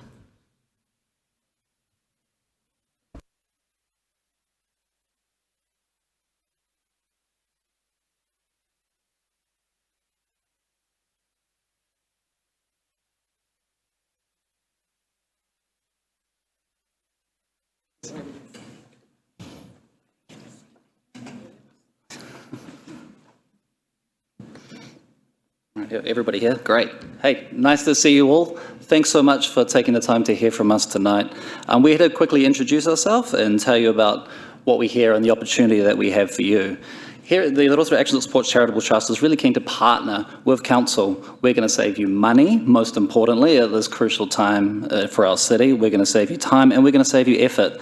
But most importantly, for everyone that's here today, we're going to deliver an amazing community asset which will benefit so many people from across our community. But we need your help. We need the Council's help. We need you to deliver on the promise of the 2018 long-term plan and keep funding for a new skate park. You've heard from so many people across our community about what the park means to them and why it's so vital for our city. And what we're here to do is we're here to offer our skills, our passion and our drive to deliver this community asset for all. This is some of the people who will help deliver it. You've heard from Layla a couple of times now. She's a champion roller derby person and so dedicated to wheeled sports in our community.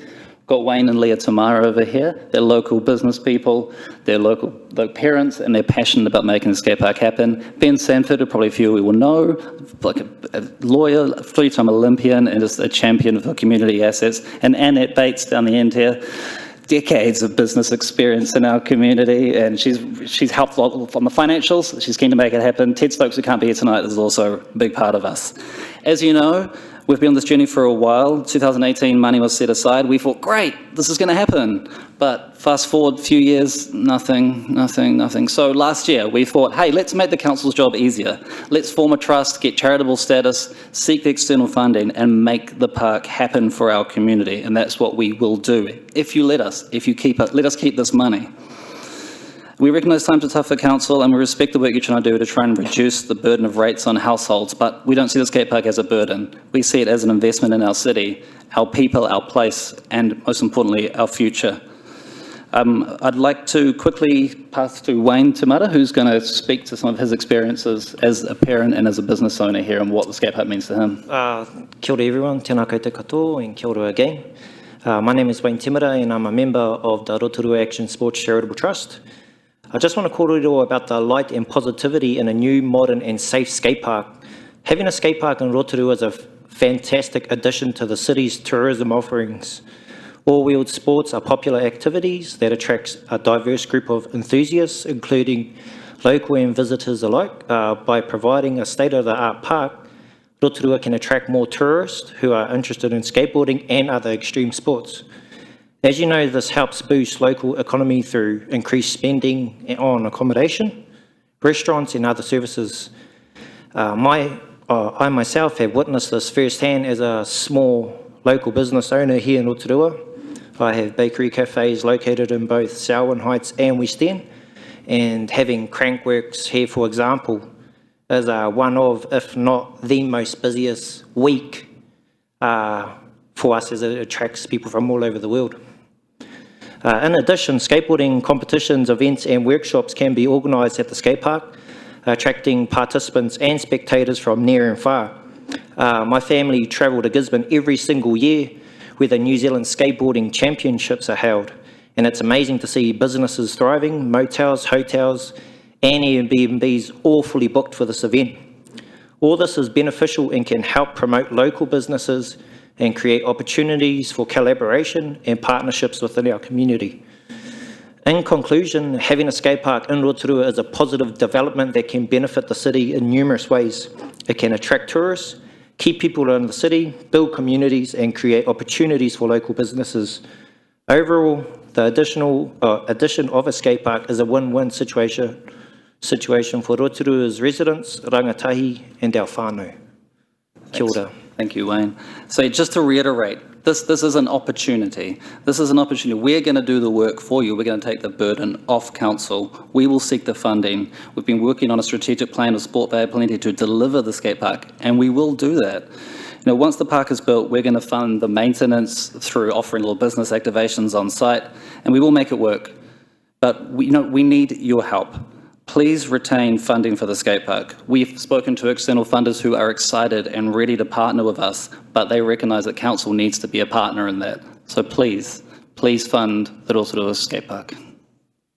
Kia ora. Thank you very much.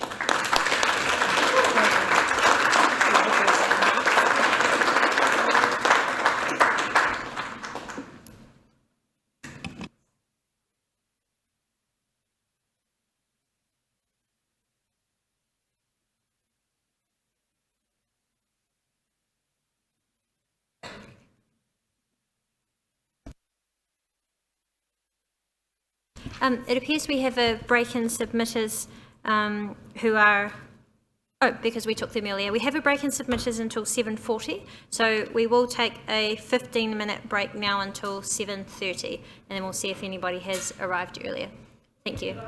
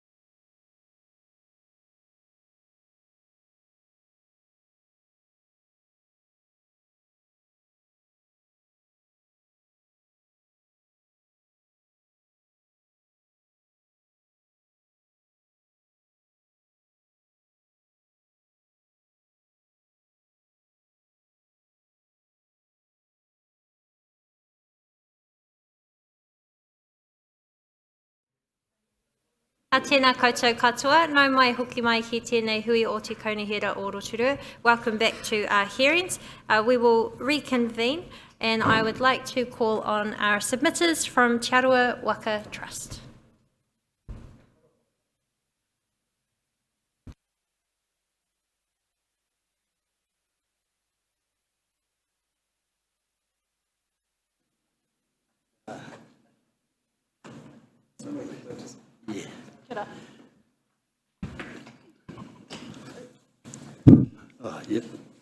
Kia ora tātou katoa. Anei rā te whakawhiwa ki ngā mihi ati kia koutou, wā koutou e mahi ana tēnei mahi taumaha, te pehea wā tātou nei a popo, te pehea wā tātou nei a tahi rā, nō reira nui ka tika e whakamihi ati kia koutou, nō reira tēnā koutou. So, why am I here? So, I'm a trustee on the Te Aroha Waka Taua Trust.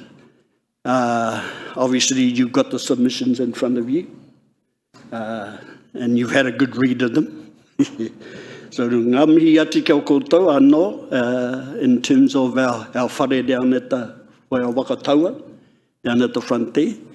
And tēnā hoki wā koutou nei allocation of some land in the future of Waka at the lakefront. And where it could go to. So I'm also a trustee on Te Wairiki Pūrea Trust that has been very prominent in this area for about 30 plus years in terms of promoting waka Māori as a teaching facility, as an education, and also sharing our waka Māori to the community and to the world. And no doubt, we can do a lot more than that too. And then, as you all know, and then this is where our next speaker will come in, we, especially in Rotorua, in terms of wakaama, we promoted that quite a few years ago in terms of Wairiki Pūrea. And I remember way back, I think it was about 40 odd schools back then, secondary schools. Now there's over 120 schools plus. 120 schools plus. Nō reira anei te whiuake te rākau ki wā tāte nei wahine tō nei ki te whariki e tēnei kaupapa o te wakaama, Nō reira, kia ora koutou. Kei taku iti, kei taku rahi, Māori ora. Ko ai tēnei e hau atu nei, ko ngā tuere hapi, he piki tūranga I te ao wakaama. I first started paddling 8 years ago at the age of 12 with the intention of occupying myself during the summer school holidays. But within this time, I've learned that wakaama can keep you physically and mentally well. It can teach you about kōrero tuku iho. It can reconnect you with your taiao, all while paddling with multiple generations at the same time. You get to represent your club all over the motu, or you get to represent Aotearoa all over the world.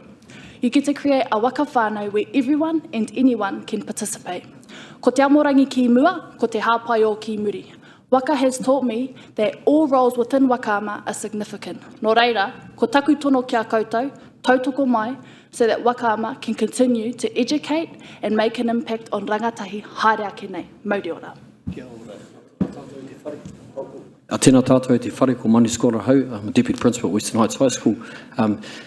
As a school, we are increasing student participation in wakaama by increasing our resources. We understand and see the positive impact this kaupapa is having on our students' well-being, mentally, physically and socially. The benefits of having a new wakaama facility for our students will be seeing that the Council values the aspirations of a kaupapa that benefits their health, encourages and grows community connections through participation, and provides an opportunity for rangatahi to connect with other aspects of waka. A facility as such would have the potential to provide a more in-depth opportunity for students to also to connect with their culture through other traditional Māori waka forms. What I know about rangatahi and whānau is that if you make it easy for them to access and remove barriers, they will engage in the community benefits and they feel valued. Nō reira, ane wā tātou nei whakahua kōrura, he whakatautoko i wā tātou nei tui wā tātou nei submissions nei. Hei whāraki a tēnei hoki whakamau mahara ki wā tātou nei rangatira a Laurie lawa ko putu. Laurie Duran, lawa ko putu mihaka. Nā rātau i whakaanga mua, hoi ake tēnei waka, hei whakawhariki hi ake ki wā tāta nei, anei, ki te whānui o wā tāta nei, motu nei. Nō reira i rungi i tēnā, mo ia tia, ko tā nui ngāke wā tāta nei tamariki mokopuna, i te kura. Mahi ana wā rātau nei mai, pēnei ki tēnei o wā tāta nei, wahine tō nei, yeah, just to remember Laurie and Putu and the input that they put into waka, into our community, into our rangatahi, into the change of behaviour, into water safety, just using tū momo waka. And there's an opportunity there too in the moving forward in the future. It's going to be a great tool for tourism, and highlighting wā tātou nei kaura mawhiti, the mohi atia wā tātou nei kaura mawhiti. Well, you know what kaura mawhiti means, the kaura where all the kaura used to go from one mutu across to Ngāpuna. Now you're going to see waka going from here to there to Mokoia to everywhere. Nō reira I rungi I tēnā kaimi, tēnā koutou, e aura tātou katoa. Kia ora. Ngā mihi nui kia koutou mō tō tāpaitanga me tō kōrero I tēnei rā. Thank you very much for your submission and also for your presentation today. We appreciate it. Kia ora. Was that 5 minutes? Yeah. 5 minutes equality.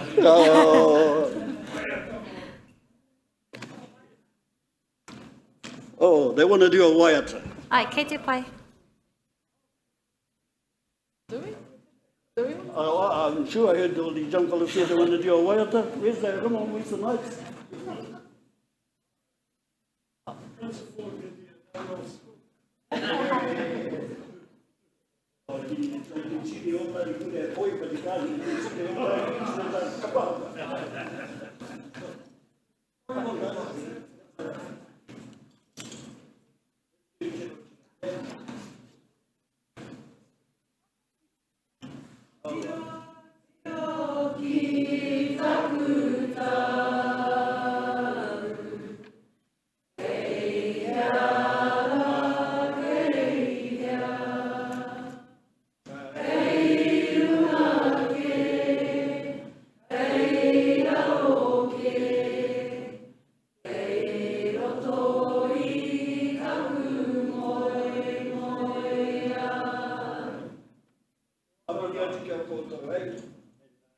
A long night. Thank you.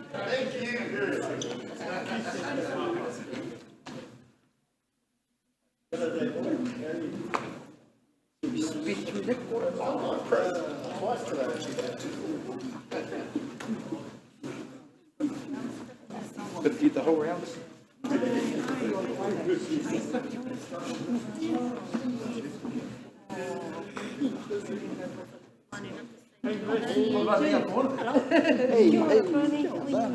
good to see you. Thank you for coming in.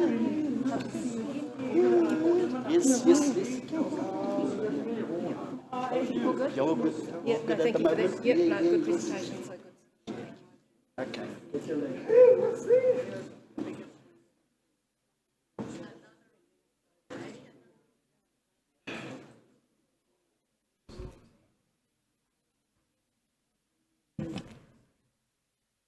Michelle? Are you ready to do your submission now? Okay. Yes, of course. We'd give a warm welcome and would like to introduce Michelle Early, who will be giving her submission today. Elected members, this is 110. Welcome, Michelle. Kia ora, good evening. This is my partner, Mark.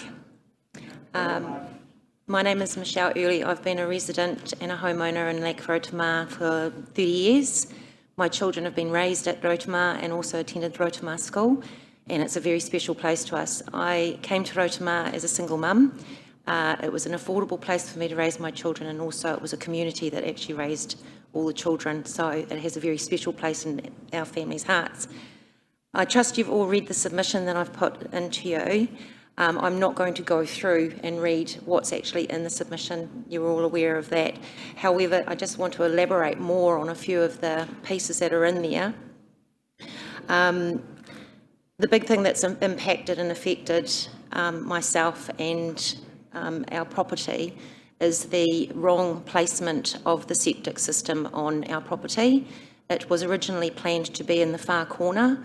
Instead, it's actually been planted right in the middle of our front lawn, where we can no longer achieve our long-term plan for our household and put a double garage up. So due to that fact, they then had to put on a drive-on lid, because being a property out at Rotorua, family come and stay from all around, we need that parking area. On top of that, I pay the rates for the property, and the big chunk of my front lawn is no longer usable as my property.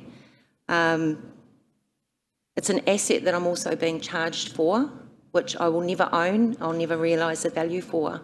But what I don't think has also been taken into consideration is that, unbeknownst to us, I was told at $14,100 I needed to sign that form, otherwise I would be facing higher charges. I signed it under duress because I felt that I was actually blockaded and forced into that situation, and it was a fait accompli. In the interim as well, on the ongoing costs of water going up out at Rotorua, there's also the maintenance that we were never been told that we were going to get charged for, which originally sat at $400. And I think that annual cost has now actually risen to around about $700 approximately. My rates come in, I don't look at them, I've got them on an automatic payment because it's just ongoing, incremental, going up all the time. The water's gone from 60 something in 6 months to $105 without any notification. And I think that's something else to take into consideration. We went along and trusted the council, signed over their rights of access to our land and property, and then we've had no communication through this 5 years. My tank went in 2019, and then suddenly it was only because of Rotorua being the community that it is that everyone started communicating.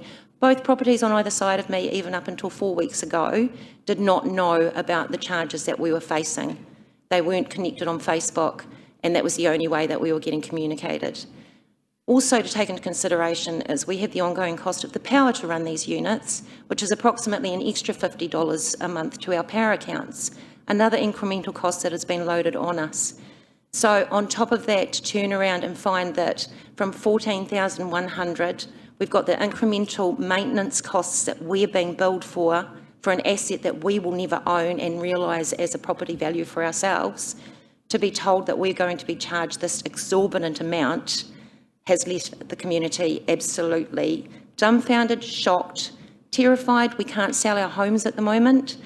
Rotorua is a really, really special place. We've got trees that have been planted for special occasions. It has left me with a feeling that I want to escape, I want to run away, and I want to sell my property, but I don't want to. So I really impress upon you that you please delay bringing any cost on us to see what other funding you can get, and really take into consideration also our elderly in Rotorua who have worked hard all their lives to leave their families without any debt, that are now facing this. It's not just those of us that are working, where we can probably try and find that little bit. That $14,000 was already a big ask for us, considering the situation. To turn around and come at us with the pricing that's been given to us now is just unfathomable and unfair.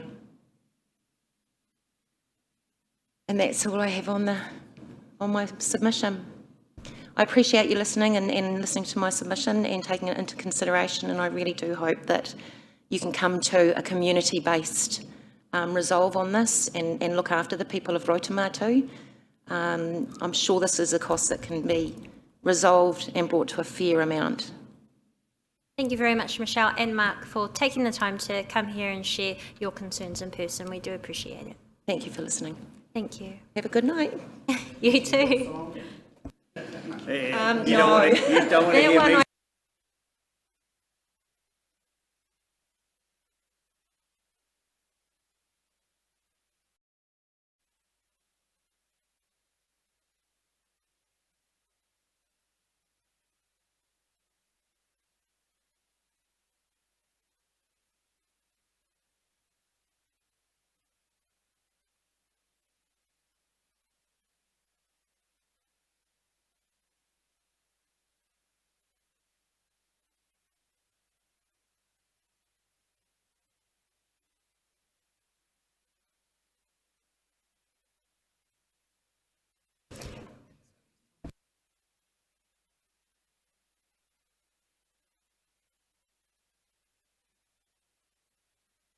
Elected members, the next submitter doesn't appear to have arrived, so we're just going to wait. The final submitter tonight will be Tessa at 7:50, so we will wait 5 minutes to see if she does arrive.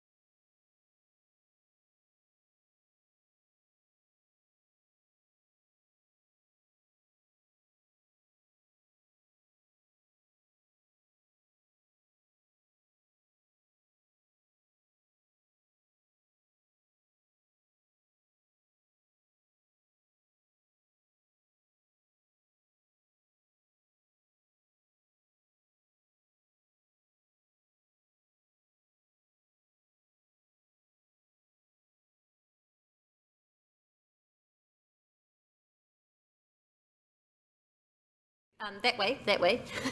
He's leaving. We will be soon. No, I think he's just going to check if anyone's downstairs, and then when I get the thumbs up, we'll... Oh, no, he's cheating.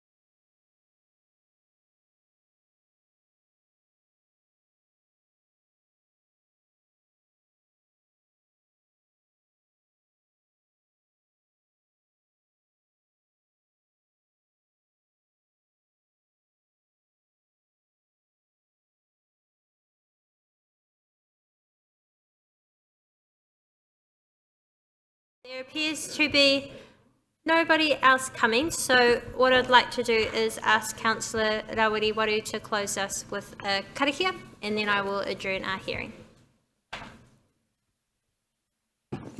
Ka ti mua I taku karakia hi ana te mihi kia tātou katoa. Ki ngā kaimahi, so to allow our staff that have doing the long leg today, thank you very much for your support.